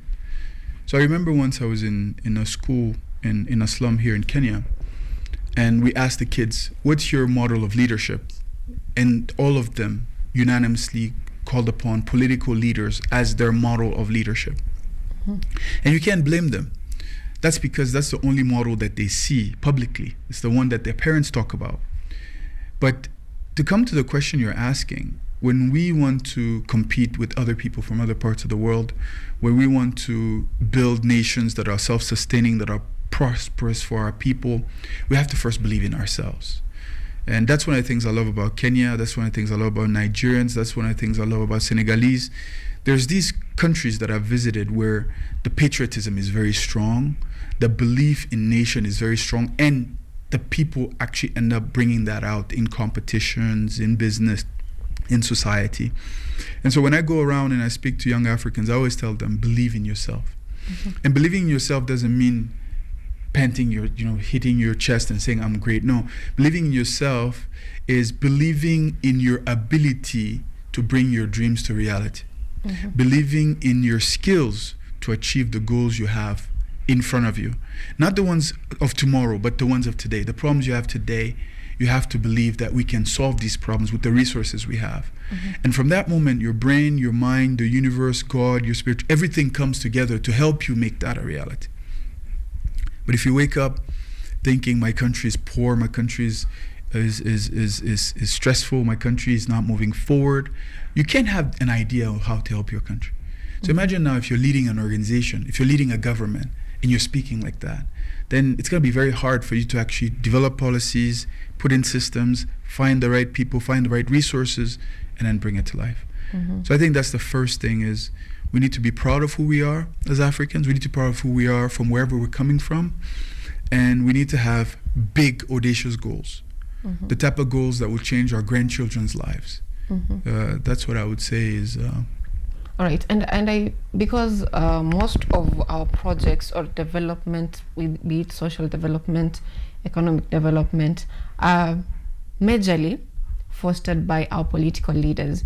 And often we've seen our political leaders stand in podiums and always saying that, especially the opposition sides, always saying that the economy is not doing well, this leader is not good for office. Could this be the reason why we keep seeing that our only help come from, our help can only come from either loans, either getting grants from, the United States or other nations, the Arab nations?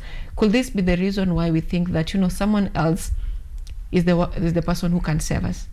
Well, I do consider myself somehow also a political analyst or a political thinker or someone who has a political interest, because politics is a part of life. What a lot of people don't understand about politics is it's also a business, right? It's a job. Some people actually, they live off of politics, right? And they who are in the opposition cannot promote the good of the ones who are in power because they're in opposition. So they have to find what is not good so that they can actually point that out, so that people can vote for them to come and change that. And those that are also in power, they're also trying to convince you that they're the best for that position for you to keep them there. My thought, and what I've trained, because I've trained a lot of young leaders in politics and business and in social initiatives, what I tell them is countries are businesses. Countries compete to earn more and to be able to grow. And if you are leading a country and you're now running that country like a business, thinking of how do we increase our income, how do we reduce our expenses, how do we create more value with the resources we have, you're gonna miss the opportunity to change the lives of the people who are there. So when you ask that question, the first image that pops in my head is when our countries go to the World Bank to ask for money, right? Why do they do that? Because it's easier for them to mobilize that loan, right, to run the country, than to create resources within the country to build the country. But if we had a visionary leadership who said, okay, for the next 5 years, we're just going to work on our own internal resources. We're going to hire the best of the best from our nations that are across the world to come with the intelligence that they have.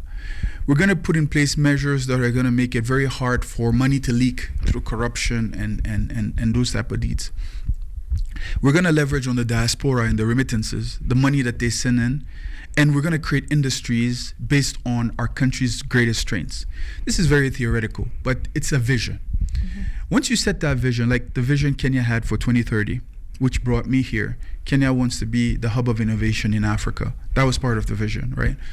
When you set a vision like that and you pull the resources together, what happened? The people embody the vision, and they now start creating the resources internally for that vision to be accomplished. But if the politicians that are in power are not business-minded, right? Or even if they're business-minded, maybe they think about their own personal businesses, which is also understandable, but again, because of the type of environment we live in, right? People go into positions to first satisfy their personal needs before they satisfy the needs of society. So it's always about that visionary leadership to say we want to be a self-sustaining economy, we want to be a competitive nation, and then putting the people where they need to be, because those technicalities exist. There are very smart Kenyans, very smart Africans all over the world who are doing for other countries what their country needs for them to do. But how are you going to attract those people? You can't bring them here and give them the same basic salaries that people are getting here. You have to be able to create initiatives, incentives for those people to come back and bring that intelligence for the country. So for me as a mobilizer, when I think, okay, we have this mission, want to make Africa the most powerful continent, the most prosperous continent in the world. Man, I want to start by installing entrepreneurship in basic education from elementary school. Let's teach kids from elementary school on how to innovate and how to make money.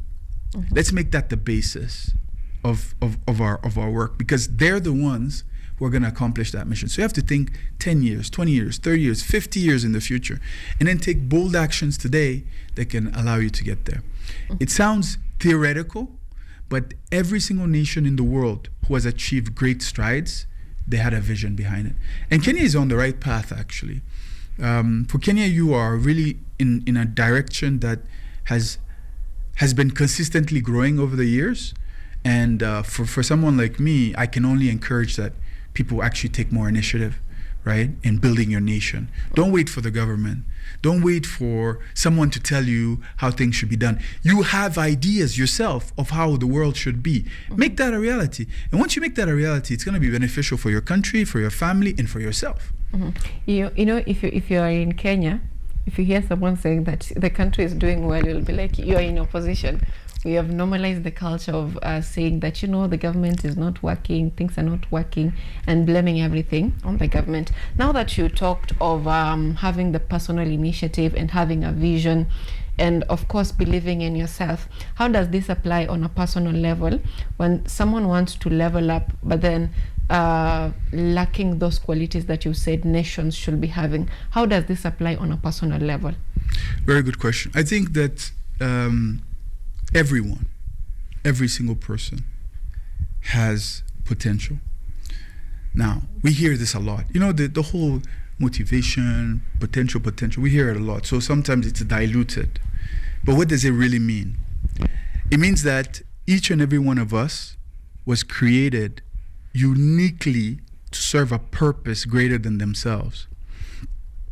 And your life story actually builds you up in order for you to be able to achieve that. I dropped out of 3 universities. I don't have a degree, right? But I became one of the best trainers on this continent. And I was receiving an email where someone wrote me, Dr. Sissoko, Dr. Chico, because my understudies had PhDs. So they could not imagine that the people I'm training have PhDs and I don't have a PhD. But I didn't. But why was I able to do that? It's because in those moments when I was in failure, when my family thought I was lost, when society thought I was lost, when people thought that I had no future, I've already dropped out once, I've dropped out twice, I've dropped out 3 times, I've tried different businesses, they've all failed. This guy has no future. I believed in myself. I knew it was just a matter of time. I knew that every great success was packed with so many failures that no one knows about, that they only consider your success. And so it was about believing in myself, being that voice in my head when everybody else is saying, he's never gonna make it. I'm telling myself I'm gonna make it, no matter what. I don't believe in the fake it till you make it mentality. I believe in the build it till you make it mentality. Because when you're faking it, you're becoming someone else. But when you're building something that you love, something that you believe in, and that could be yourself, right? The person that you want to be, you should build it. It's a project in itself. Sometimes you're the project. You are your own project. I have a very good friend. She's an orphan of mother and father and comes from a community where they marry the girls very young. And today she's the youngest female executive in aviation in Africa. She's 35. She's a director in one of the agencies.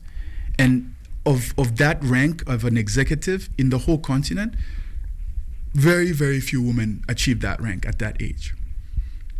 And when you ask her, what's your biggest accomplishment? She says, getting where I am today without fooling around, sleeping around, cheating, or lying my way to get there. And you wonder, why is that important to you? It's because in my space, in my world, and from the community I come from, no woman has ever gone to university. No woman has ever done this. And you wonder, why is it that this is a personal project? Because that's the person that will inspire other women from her community to also strive for the same, right? So each and every one of us, our lives are an example for others to follow, right? And we should have that faith that indeed, no matter what, God created us to achieve something great. Now, what is that great thing? It could be that business idea you have that is persistently in your mind to start your own butchery, to start your own school, to start your own fashion line, to start this, course that you want to do because it's going to help you get to where you're going. But then the voices around you, everybody's like, you're too young, you're like this, you're like that. And that stops you from actually going after it. And now who do you become when you don't go after it? You become like everybody else. So your potential lays stagnant because you're not working on it, right? For me, when I have a vision in mind, like right now, I'd like to bring hundreds of millions of dollars of investment into Kenya. That's one of my goals.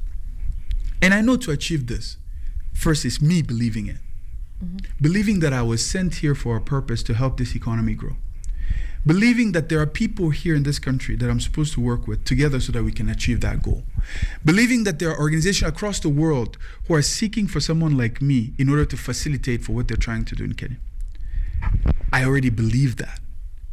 I walk accordingly. I don't let any circumstance, any event, any challenge make me doubt that. And I speak about it because I believe in it. I walk it. I prepare for it. I learn more about it. I envision what Kenya would look like after we have achieved that goal. And that's my only focus. Why? Because I know of all the places, all the people where I could have been right now, today, if God wanted me to be here, it's because he wanted me to achieve that purpose. And that's not just for me. It's for all the businesses, all the jobs that will be created, the GDP that will be increased, the other people who will see what I'm doing and say, hey, me too, I want to go and invest in Kenya because I saw this guy do it. So it's really about starting with yourself and building from what you have, where you are, not thinking that you're limited because of what you don't have. What you have is what you start with. Now, applying this both in governments and organizations and on personal level, every person always have that goal, especially at the beginning of the year. My 2026 resolutions, new year, new me, and all that. And there is not even a single person, unless you're just naturally, you're naturally, let me not say a fool. Everyone always outlines what I will do, how I will do it. You have everything written out and spelled out. With governments, you'll have leaders plan out their manifestos. This is how we'll do it. Where do problems come from? especially in execution, where it's all good on paper, but when execution, it's something totally different. Where do this difference come from, and how do you bounce back? Good question. First of all, it's not everybody that writes their goals down. So congratulations to you who's actually written your goals down. Maybe 20% of us write our goals. And of those 20%, a lot of them write too big of goals than they can really achieve. So their focus is a lot on what other people are doing and how they can also do better than what they are doing and how they can grow. So that's the first thing, is you have to set goals that are selfish and personal. You have to question every goal to see, am I setting this goal because I saw someone else doing it? Am I setting this goal because I'm looking at someone else? That's the first analysis. You have to be very conscious and authentic with the goals that you set. Second, for me, I project first in the future, 2050, right? As I was asking you earlier. I want to go to 2050 and see my goals achieved. Because no matter what, in 24 years, we can achieve any goal we set for ourselves, right? Then I come back to 2030. That's 6 years, or 2036, 10 years from now. Then I come to 2031, 5 years from now. Then I come to 2029, 3 years from now. Then I come to 2027, right? 2027 is exactly 365 days from now. So I set those goals, those visions first, and then I come to those 300 days. Then I break those 300 days into 100 days. So what am I to do in the next 100 days that will assure me that I'll become that person in 2050? And I only focus on that. So I break my year into those 100 days, 100 days, 100 days. That way, excuse me, this is an alarm.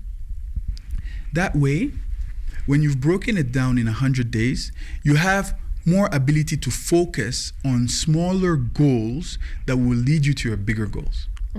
If you are overweight, you're 150 kilos in December 2025, and you want to be 75 kilos in December 2026, you've never worked out, you don't have, this is the beginning of you.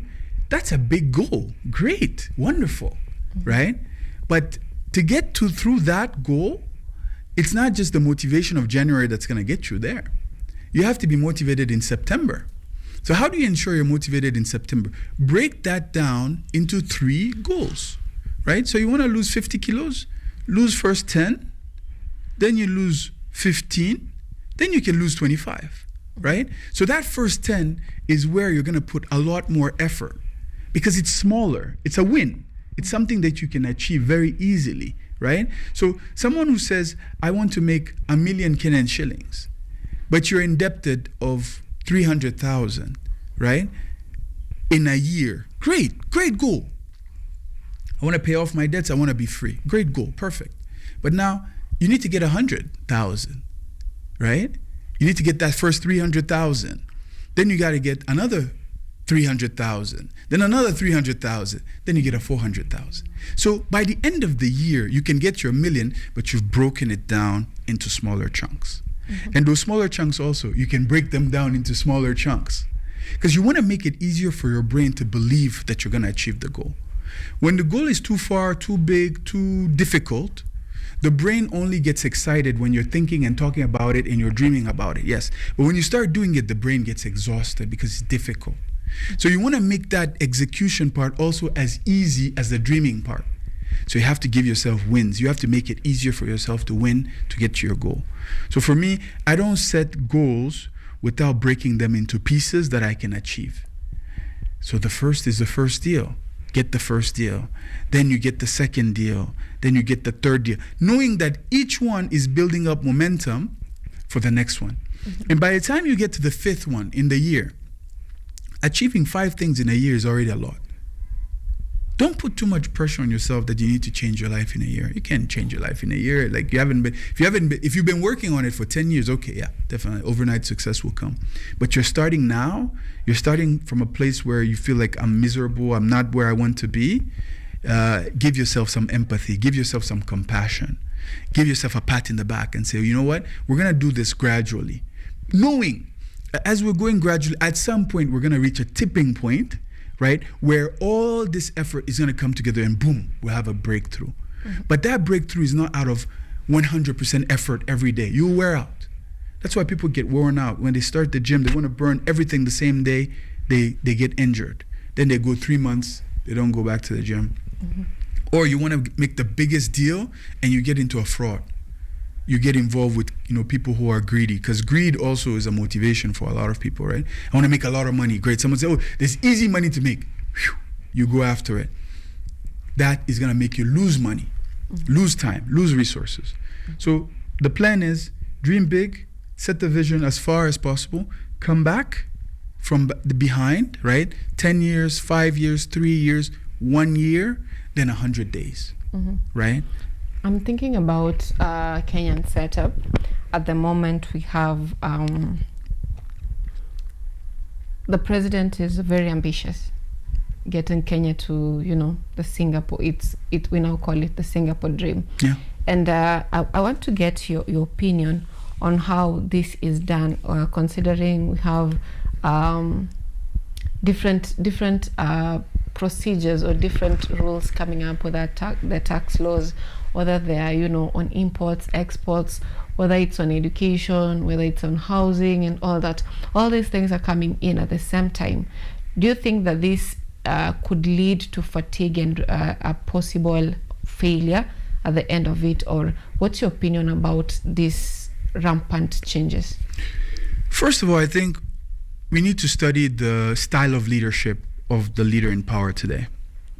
The current president of Kenya, from my experience, has always been an ambitious individual and someone who has always tried to outdo the people around him or outdo what people were not expecting him to become, right? So I think very few people would have thought that he would have become president. So even that as an ambition for him as an individual, because we have to understand the individual in order to understand what we're discussing right now. So I would imagine that as an individual, as the leader as he is, or today being in that particular position, he would want to leave a legacy that is greater than all those who came before him, right? So if you take that as a personal motivation of a leader, because every leader is driven by their own selfish motivations first. Let's never, the vision is there, but we always have our own personal ambition. So let's look at the individual from his personal ambition. And I think it's good that he has that dream for this country. I think it's good. Why? Because it stretches the country into a direction that even if the goal is not achieved, there's going to be some milestones that are gone, right?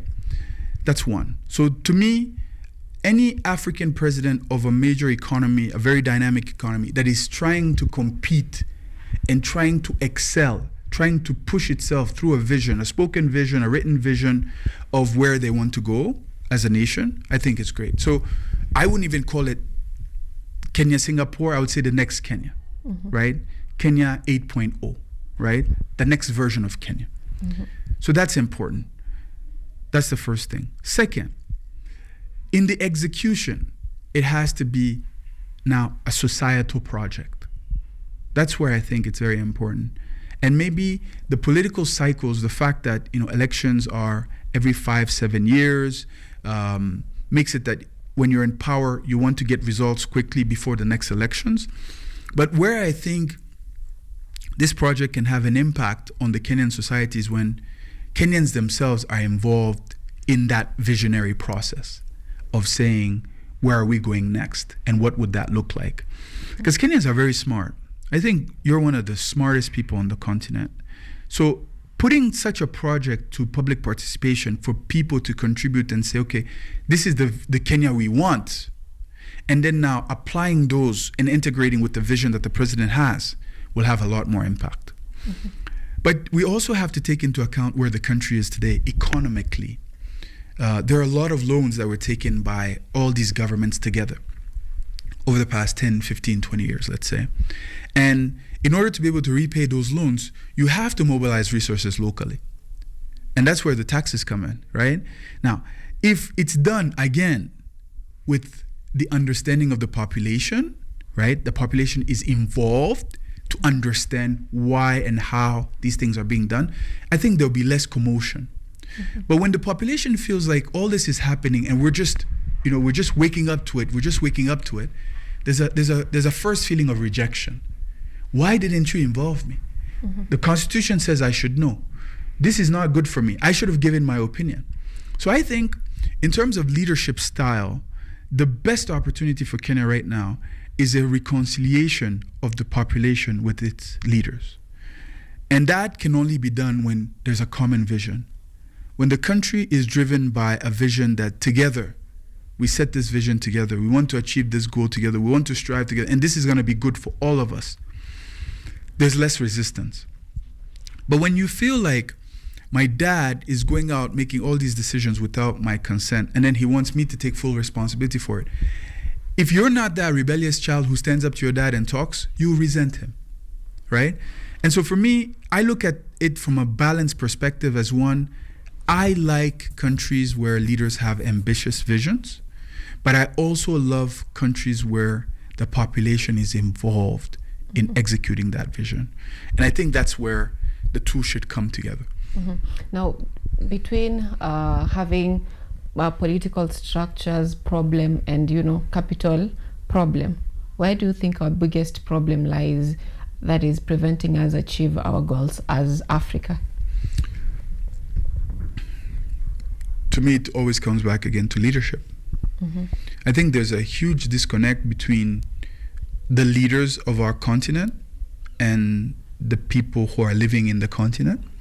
I think that, like here, for example, you say the Gen Z movement. I think the Gen Z movement has, the brand of the movement is now the image of every Gen Z, which I don't think is fair. I don't think that every single young person in this generation is a politician or political minded. I don't think they all are socially driven. I think many of them just want to have a good life. They want to pursue their studies. They want to travel the world. They're not interested by all the politics that is happening. I think that we also don't give enough credit to our leaders for the work that they do. I think that a lot of countries in Africa are doing better in terms of education, in terms of healthcare, in terms of better policies that integrate, the well-being of their populations. But the opposition and the media often doesn't portray that. I think that many African countries don't promote themselves very well. We saw how I Show Speed came, and a young guy with his energy and his community was able to show a part of Africa that Africans struggle to show themselves. And I think that's where the middle ground to me lies, is we have to come together. Governments have to be open to criticism. They have to be open to getting ideas and people from the other side. And on the other side also, we should look at the good that our governments are doing. We should look at the change that has happened on the continent today. Countries like mine, Guinea, Mali, Burkina Faso, Niger have all had coups that has changed the dynamic of democracy forever, right? And that's the new norm. We can't go back to how the French had said or how the British colonies were run. That's finished. We're looking towards a new Africa. So the new Africa, Africa 3.0, Africa 5.0, is an integrated Africa, a connected Africa, an Africa where everyone has access to all the information that is available in the world, but that needs to come together, bring the resources together, bring the people together in order to be able to develop a common vision. All right. Now, I'd like for you to answer this briefly because time is not really on our side. Just briefly, there's a question you didn't answer before of on individual basis or in an organization or a continent basis. How do you bounce back from failure? Good question. How do you bounce back from failure? For me, personally, having failed thousands of times publicly, having had humiliations and shame and criticism for the big dreams that I had in the past, failure is part of your process to success. The sooner you embrace failure, the sooner you accept failure as your friend, like that friend that advises you, that wise mentor that gives you the way to go forward, the more quickly you get to success. So when I start projects, I want to fail as quickly as possible, but going in the right direction. So how do you do that? First of all, talk to yourself, write a letter to yourself and say, I have failed in the past, I forgive myself. Because those failures were either because I didn't have the right information, I was not with the right people, I was not in the right space. And I take responsibility for that. So you take responsibility for your failures. And you learn, which one of my failures is always coming back to my mind? You want to have an image of that. Deal with that failure. Accept that failure. Forgive yourself for that failure. Because most of the time, it wasn't your fault. It was maybe what your parents had taught you, what society had molded you, or it was your arrogance, your pride. You thought, I'm all this and that, and then you went and failed. Forgive yourself, right? But the next thing you do, which is crucial, is you have to see success as your reality. So you see, okay, I'm going to fail to become this person. But this person is an exciting person. This person is a successful, this person, and you have to have that energy and that joy with yourself in the mirror when no one is there. And you're convincing yourself that when I go through these failures and achieve this success, all these failures will not matter because people will not remember your failures. People will actually remember one success that will make them forget every other failure you had. Well, they say that the end will justify the means. It always does. All right. Thank you so much for making time for us this morning. My pleasure. Just glad to have you. Time is not on our side. I was asking more about development of agriculture, and that I hope we'll catch you again some other times. That time focusing on developing entrepreneurs' mind, especially in Africa, where we always see we don't have enough resources, how to build entrepreneurs' mind in African setups. I hope we'll catch you again some other time. It was a pleasure to have you on board. Now, to our viewers back at home, that has been the discussion on goal setting and, determining your future in the coming days of your life, whether it's in an organization, in government, or as a person. Coming up next is a discussion on careers. And of course, this is in relation to Kenyatta University Career Week 2026.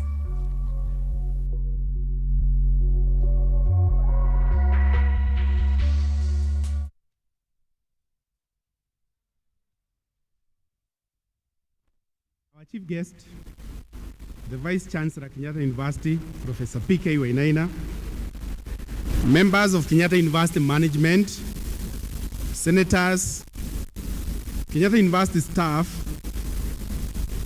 principals, teachers, and parents, guest speakers from HELB and KUCCPS, Career Week 2026 Organizing Committee,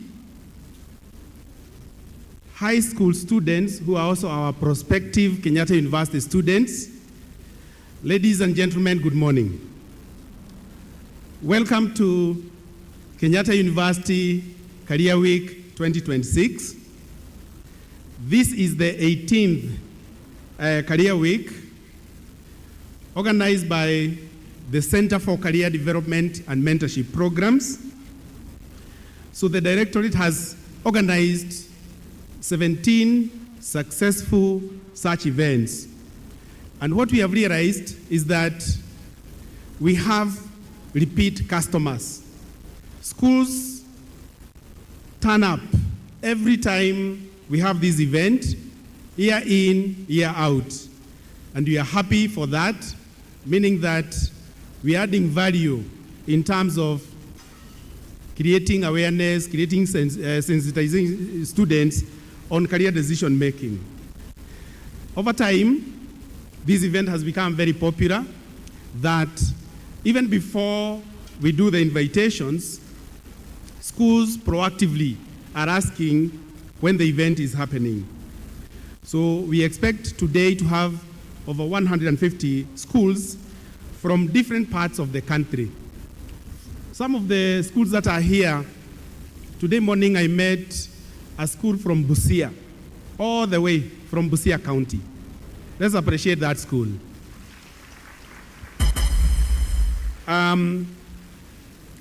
We hope to continue organizing such events. And at this point, I want to thank the university management through the Vice Chancellor for the continued support. It takes a lot of resources to organize such a huge event. The university takes the tabs. We don't ask for a coin from you. So thank you very much, members of management. We'll continue doing what we are doing and continue empowering our students. We also want to thank you, each and every one of you, for accepting our invite. Some of the activities at the center, one of them is outreach. We do outreach programs. We host schools. Schools come to visit the university. If you want your school to to visit Kenyatta University, you only need to do an email to the Vice Chancellor, and you'll be allowed to do so. So we do that outreach. We also go out there. We go out there so that we attend your events in different counties. Actually, at this time, now that the KCSE results are out, we want you to encourage your siblings or those who are ahead of you, the ones who did KCSE last year. Our doors are open and we are assisting you so that you can understand where you are and where you want to go. Other activities, of course, we do career guidance and counseling. The whole idea is to ensure that when you are making that decision, you make the right decision. We also coordinate other activities like practicum, attachment, and internships for the university.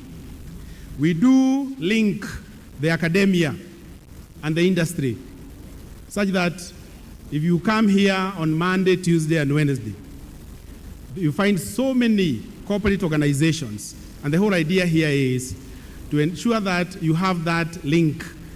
We know after school, you transit smoothly to the world of work.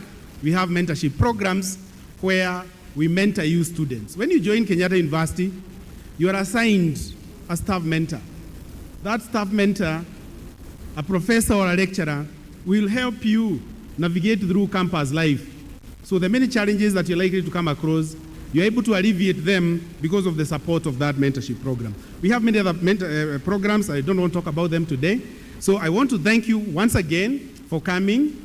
Ensure that you have interacted with our professors and lecturers in the tents so that at the end of the day when you're going back to school, you are well equipped. Finally, those teachers who are from Kenyatta University, we have a very strong Kenyatta University Alumni Association. In the bags that we have given you, there is information on how you can apply and be considered for that. So once again, thank you very much.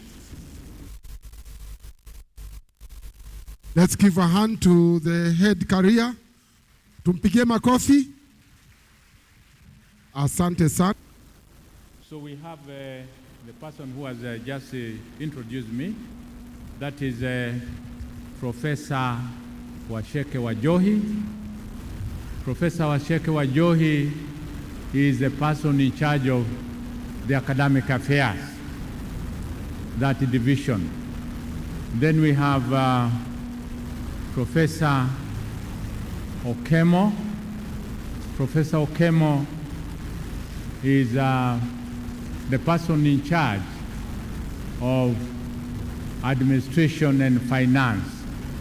Of course, he's also a specialist in biotechnology and other areas around there. And then we have Professor Thorua.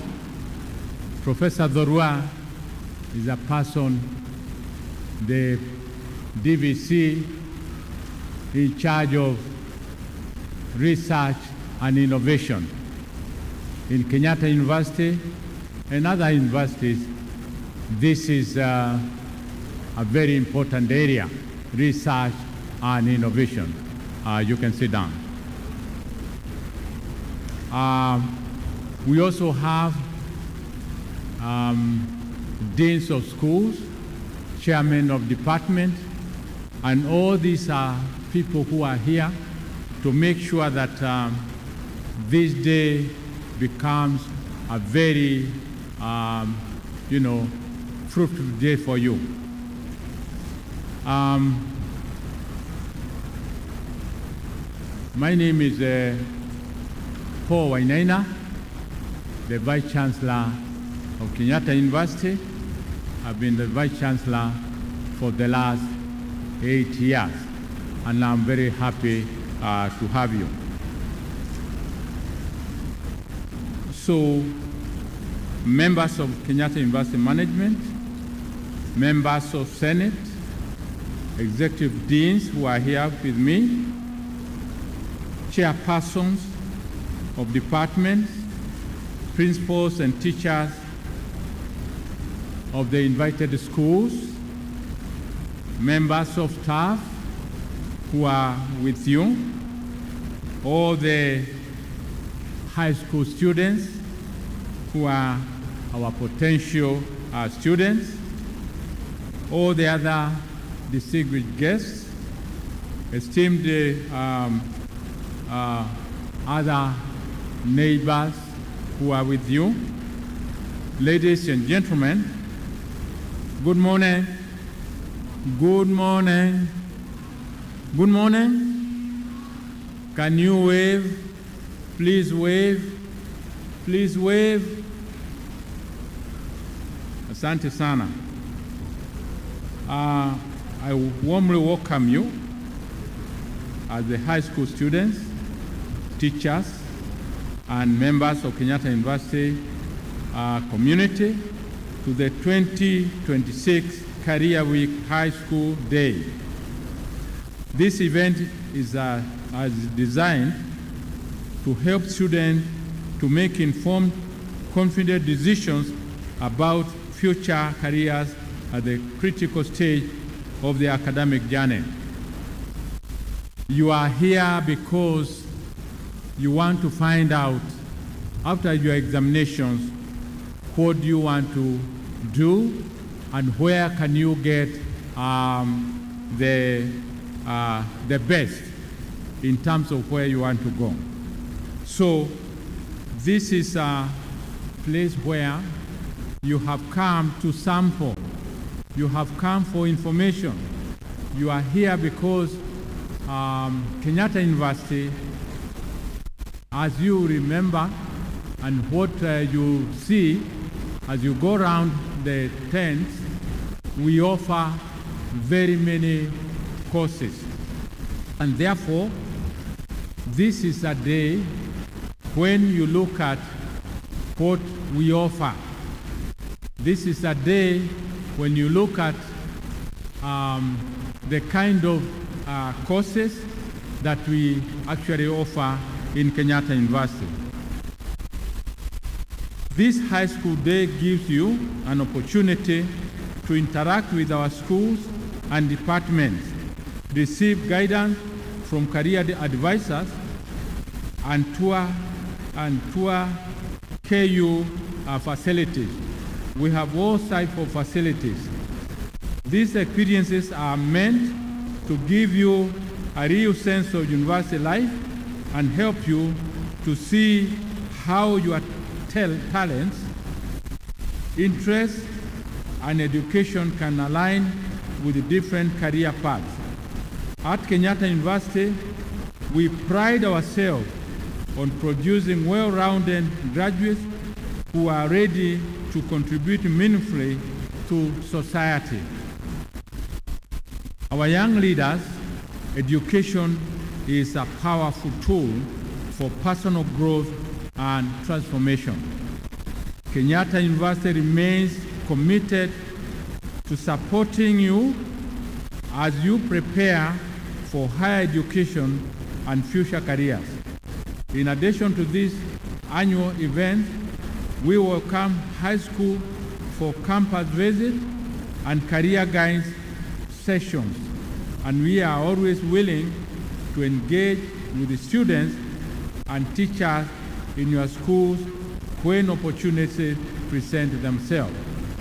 This is why we want you to really listen very carefully as you are taken through through the many courses and programs that we offer. As you think about choosing university courses, it is important to take a holistic approach. I encourage you to consider six factors. We are saying, as we go through the programs that we offer, this is what we want you to actually consider.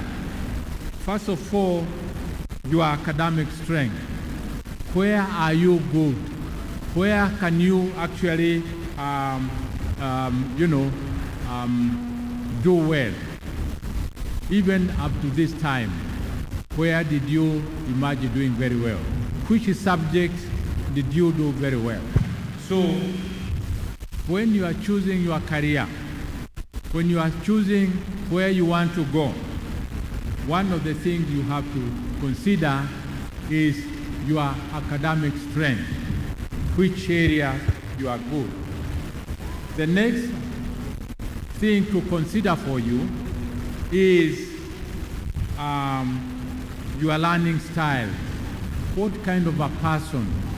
Are you a bookworm? Are you somebody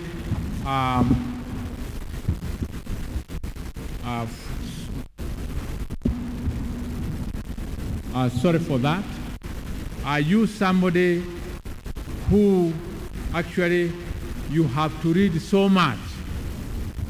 You have to cram to be able to do well? Or are you somebody, when you get a concept, you are able to analyze and then everything else becomes easier?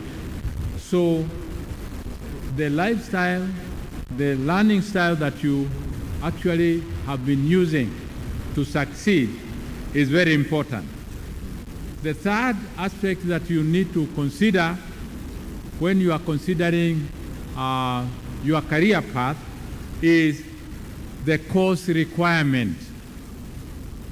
You may want to be an engineer. You may want to be a lawyer. You may want to be an architect. But according to official requirements, according to what it takes for you to take that program, do you have the course requirement? So I think, again, this is very, very important. You choose a career, you choose what actually you are qualified for. Remember, it is possible to have actually gotten a B grade or A, but then we have to look at the subject that counts in the area that you want to qualify for. So this is very, very important. When you are applying, please consider whether you actually qualify. Do you have the general qualification? And have you done well in that area? The fourth aspect that you need to consider is exploiting or exploration of the diversity. This is again very important. If you cannot get your first choice, which other area can you actually, which other area are you qualified for? So go out there, look at not only what is your first choice. If you don't get that first choice, what is your second choice? Again, I believe you'll be guided here. The fifth aspect when you are making your choice is the skill development. Look at the opportunities that surround what actually you have chosen. Again, this is very important. For example, do you have some people in the family who have gone through that kind of a program? Can they give you maybe some tips in terms of what may not be published? The other issue is academic guidance. I think this is very, very important, aspect that you should consider. Even after you choose a program, you need guidance all the time. And we are saying in Kenyatta University, we have a whole directorate that deals with you being able to be guided in terms of what you have chosen. Choosing a university course is a journey of self-discovery. The goal is to balance your passions, abilities, and future aspirations so that you can enjoy a fulfilling and successful university experience. University life is different from high school. It calls for greater independence, self-discipline, and critical thinking. You will engage in research, teamwork, and discussion that prepare you for the professional world. University also offers opportunities to build lasting relationships, discover new interests, and develop resilience for a rapidly changing global workforce. Whatever program you choose, by the time you finish that program at the university, by the time you qualify, things may have changed. And therefore, you should be flexible. You should be able to look at various development within the choice that you have made. As a Vice Chancellor, as the leader of the team that is going to work with you, I encourage you to approach your future with confidence, curiosity, and courage. Career Day represents possibilities. It is a point where who you are today meets who you want to be tomorrow. Here you are. You have succeeded, but you don't want to stay there. You want to develop to some other person that you admire. And therefore, this is a very important choice that you are going to make for your tomorrow.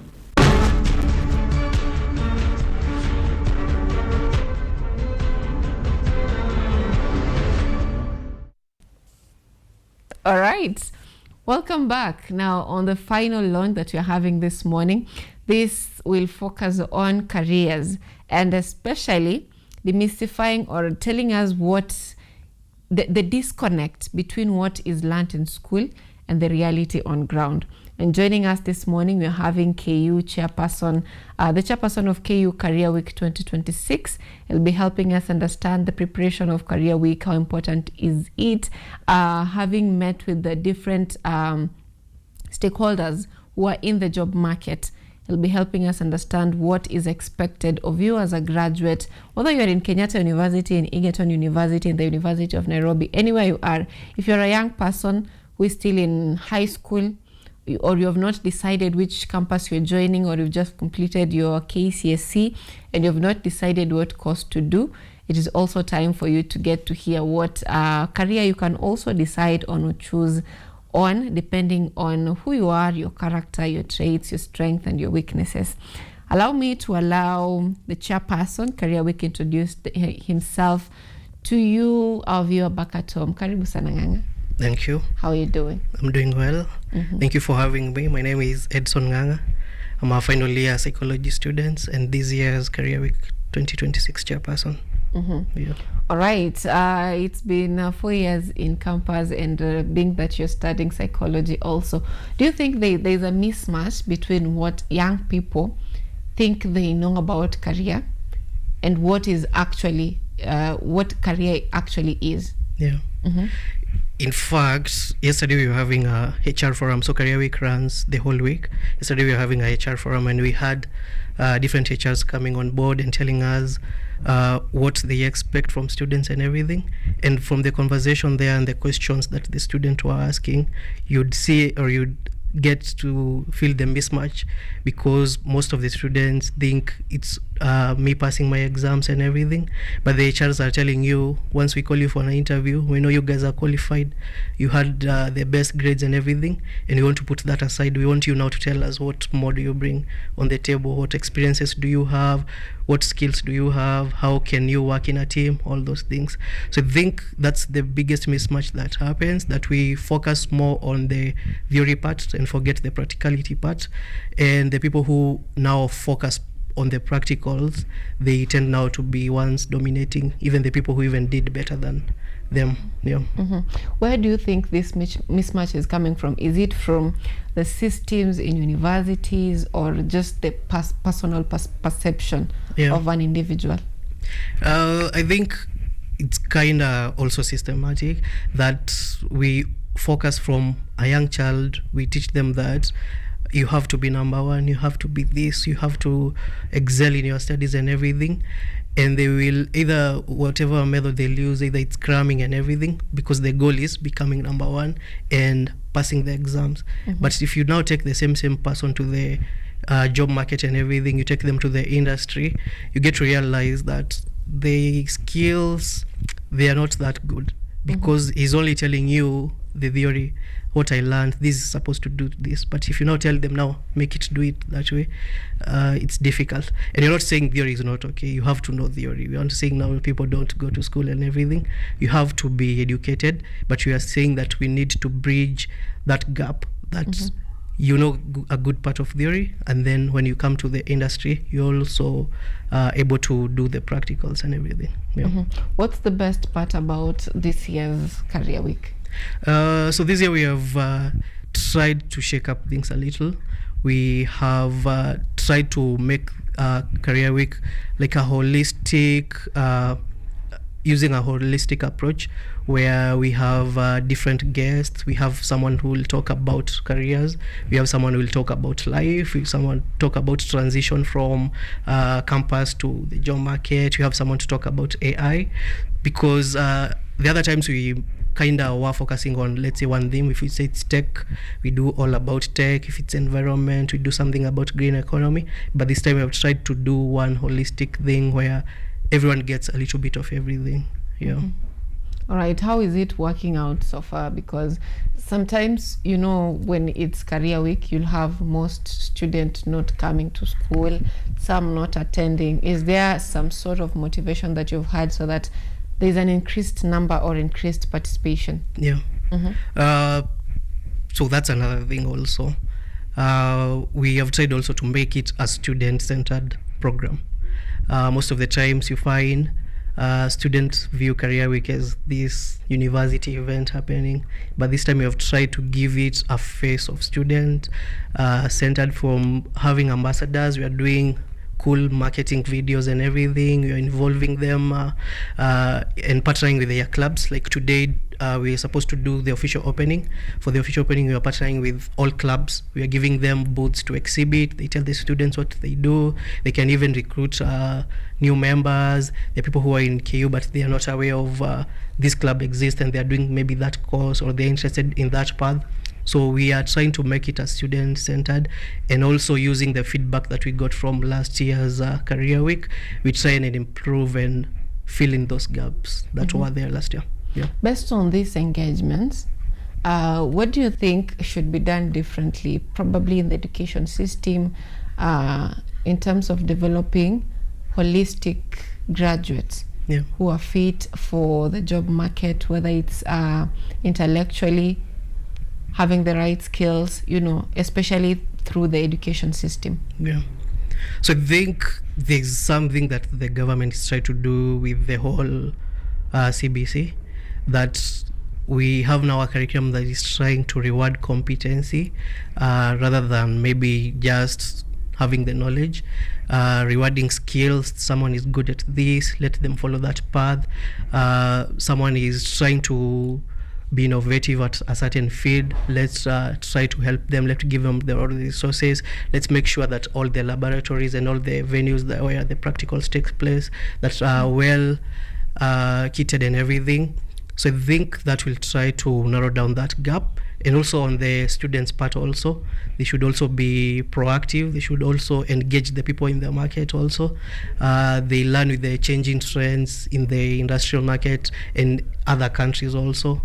There's a saying that says that if you don't ever eat food from another mother's place or another person's place, you'll always think that it's your mom who cooks the best, and not share to anyone. But if you only focus on what you are getting, you live in this box, you'll box yourself, and you'll think that that's the best you can get. But if you interact with people who are doing great things, doing innovations, even at a young age, you'll get to see that there's a different life that people live. There is a way they do things differently. There's a way that the education system is built to produce job creators rather than job seekers. Mm-hmm. Yeah. All right, I love that part, but still everyone says their mother's food is the best. I don't know how that is. It's just being biased. But then based on this, having to experience from others, in this generation, we're in a generation where literally everything is online. You can get career coaching online. You can ask about careers online. Like, you can get everything from the internet, whether through AI, whether through having, virtual coaches. So where with all this information, where do you think the young people are getting it wrong in terms of careers? Yes, everything is online. Like, it's a click away. If you compare the place we are at now in terms of technology and the place we were 30 years ago, we are very ahead. Like, now if I want to do something, I just click my phone and get maybe like 10 outcomes, 10 research that I can benchmark on. I think there's a gap between how the people are now leveraging these tools. The information is out there, but now there's a gap between now, because you learn that people have ideas. I've interacted with people with great ideas, but now actualizing those ideas, that's where the problem is. Because you'll have a great idea, you'll have like something, if someone tells you that this is what I was thinking, this is what I want to implement, be like, yeah, that's something. But now the process between now that idea now starting being implemented and to the final touches and everything, now that's where the disconnect is. Because you have all this information, it's there, but we are not we don't have that know-how of now. How now do I start making this work? How do I now start turning this into a product? Because you have to have a product for you to like change something. The idea won't change anything, so you need to have a product, and I think now that's where the disconnect is. How is Career Week 2026 solving that? So this time we have tried, the theme for Career Week is bridging academia and industry, unlocking sustainable opportunities from campus to career. So we are trying to bridge that gap where you are a university student and then you graduate and then you get out of uni and you're in the job market and you're like, wow, now what happens here? So we don't want you to start at zero. We want to start exposing you with all these things. We want to bring speakers who will tell you about their stories. Like the previous speaker who was here and he was talking about the times that he has tried something and failed and how he uses that to, to fuel greater innovations. So if you bring such a person and they tell you that and you're like, hey, mi nilikuwa nimejaribu ka kitu kangu using a budget of 1,000 and it failed and I was disappointed, and this person is telling you he has invested millions of dollars and it fails and he's okay with it and he tries again and again and again, you learn something from that. If you bring these industry heads, we bring these professionals and everything, and they talk to the students, they show them working models that they have tried and it's working and this is the right way, you'll have been able to bridge that gap. Yeah. As a person who has been talking of careers for quite some time and interacted with, specialists and industry professionals, where do you think, or are there areas that you think are not fully exploited by the young people that you think they need to focus more on them? Yeah. I'm a believer of being a psychologist. I'm a believer that my mind is a very powerful organ. And even somewhere in the Bible it says that we are creators. I think, and maybe it's in Africa, and if we do it on the informal level. We don't have a lot of creators coming from Africa. As I'd said earlier, that we are producing graduates who are job seekers, and no one with an innovation, no one with that mind of starting something new, startups and everything. So I think there's a gap in startups, and I know it's a challenge because especially in Kenya and Africa at large, startups are only funded when people start seeing, hey, by the way, they're doing something. But in other areas, when you have an idea, there are people willing to give their money. Like, yeah, try, experiment and do all these things, and I'll get maybe 20% stake in your business and everything. But here, we only fund businesses when they are booming, and we even fund businesses who don't need to be funded because they're already doing well. So if we change the model and start encouraging ideas, encouraging startups, encouraging people to see gaps in the community, in wherever they are, and start fixing them, I think we'll be able to create more jobs. We'll be able to create and fill these gaps. We'll be able to be innovators in our fields and everything, and people will be coming even to start, benchmarking with us. Are there advantages that youth have that they've not maybe used it? Yeah, I think being young, you don't have a lot going on in terms of having stress that you have kids, you have a family, so you can be literally anywhere in the world. I can be here having an interview with you here, and if I get an opportunity the next minute to go somewhere else, be it another continent, I can be able to do that with ease. So the youth have age to their advantage, they have strength to their advantage, they have new way of seeing life. If you compare the different generations, you'll understand that we view life differently from the people older than us or the people younger than us. So you have that to your advantage, and you can leverage that and come up with the biggest ideas and come up with the biggest innovations that can change the world, and if not change the world, at least change the world around you. Yeah. So it's not right for a young person to say, oh, sina kitu. At least you have the mind, you have energy for yourself. Yeah. You can push yourself to do stuff. Now, as we bring this to an end, because we're almost approaching the end of this discussion, having been in career industry for quite some time, having learned of the advantages young people are not taking, the spaces that are there for young people, especially if they want to have the startups, what are the misconceptions or the biasness that youths have on careers that you think they should leave behind if they want to advance in their careers? There's a theory about reinventing yourself and growing. Like, there needs to be growth. You can't be the same person you were 5 years ago. Even yesterday, there's something that maybe you learned, there's someone you met, and they showed you another way of seeing life, they showed you another way of thinking. So you need to grow, you need to see life differently every day as you interact with people. You also need to leverage all the things that you can be able to use to make yourself a better person and a better worker out there. You need to use the AIs, you need to use technology, you need to know people, how to talk to people, how to interact with people, you need to know how to lead people and everything. And if you have all this, I think the industry will be waiting for you to finish whatever you're doing in school and then absorb you to the job market.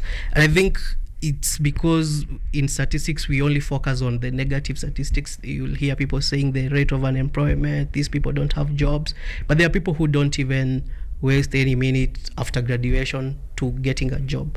So what are they doing different? What are they having that the others don't have? So I think that's the question we need to have.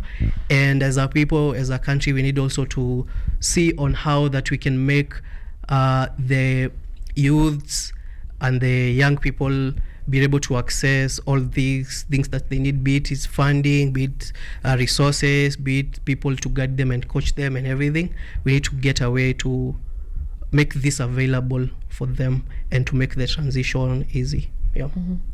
I love the part where you said we majorly focus on the negative statistics, and forget that there are prosperous stories as well. Now, as we bring this to an end, how has Career Week shaped you as a person? I think also being here and being able to like hold a conversation, and also being able to improve my leadership skills. I think what people don't know is that behind the whole Career Week infrastructure is a whole lot of things that go on in the background. We sometimes even recruit ambassadors, Career Week ambassadors. I learned that you also one time an ambassador, so that makes me your chair by proxy. So we recruit ambassadors, we manage them, we teach them, we tell them what we expect from them, we mentor them, we also empower them to be able to help us in ushering and all things about Career Week. We have an organizing committee with different departments, and shout out to them. Sponsorship, there are people who will be able to like get sponsorship for us, bring all these corporates. We have people inviting the guests, we have the people even doing a magazine, we have the marketing team. So we have all these people that we work with to make sure that Career Week is running properly. So all these have been able to impact my leadership journey. You know, being able to work with volunteers, like 400 of them, it's a lot, and you need to learn these things. You need to learn to compose yourself. You need to be able to solve the small things that arise and everything, and you need to learn to work with different people, because as we have established that we're all different and everything, so you need to learn all these things. But also getting a chance to serve is also a blessing, and happy to do it anytime. All right, thank you so much, Yanga, for making time for us this morning. I hope the rest of the week gets more prosperous, because we've had it prosperous throughout from the time the high school students were in to this time. I hope it gets more prosperous and more students get to attend Career Week 2026. Maybe I can also share the program that we'll be having for the whole week. Yesterday we had the HR forum. Today we'll be having the official opening. It will take place from 1 p.m. at the amphitheater, and also the beginning of corporate exhibition. So we have different exhibitors coming on board, different firms that hire and give internships to students and attachments will be on board. They'll be doing that at the amphitheater grounds. So any student that is around KU or even within the Kenyatta University community and everything, so feel free to pass by today. And we have a great lineup for Wednesday. Wednesday is the public lecture day. We'll be having Pastor T coming on board. We're having Orator Albengo coming on board as the speakers. On Thursday, we'll be having the Innovation Day. And on Friday, the last day of the Career Week, we'll be having Tony Ndongo telling us matters about startups, AIs and everything. And also we'll be having finally Robert Bry. So you guys are welcome, and msimame hata kama ni dakika moja and listen to these great people and explore our tents and the goodies that we have there. Thank you. All right. Now that brings us to the end of Biashara Tuesday on this 26th day of January 2026. If there is one thing you need to get from that cuts across all the discussion, is that we focus so much on the negative data and forget the positive data that we're having. So there is positivity in everything. If you focus on that, you'll probably be among the few percentages of those who are successful in the industry. Until next time, it's bye from us.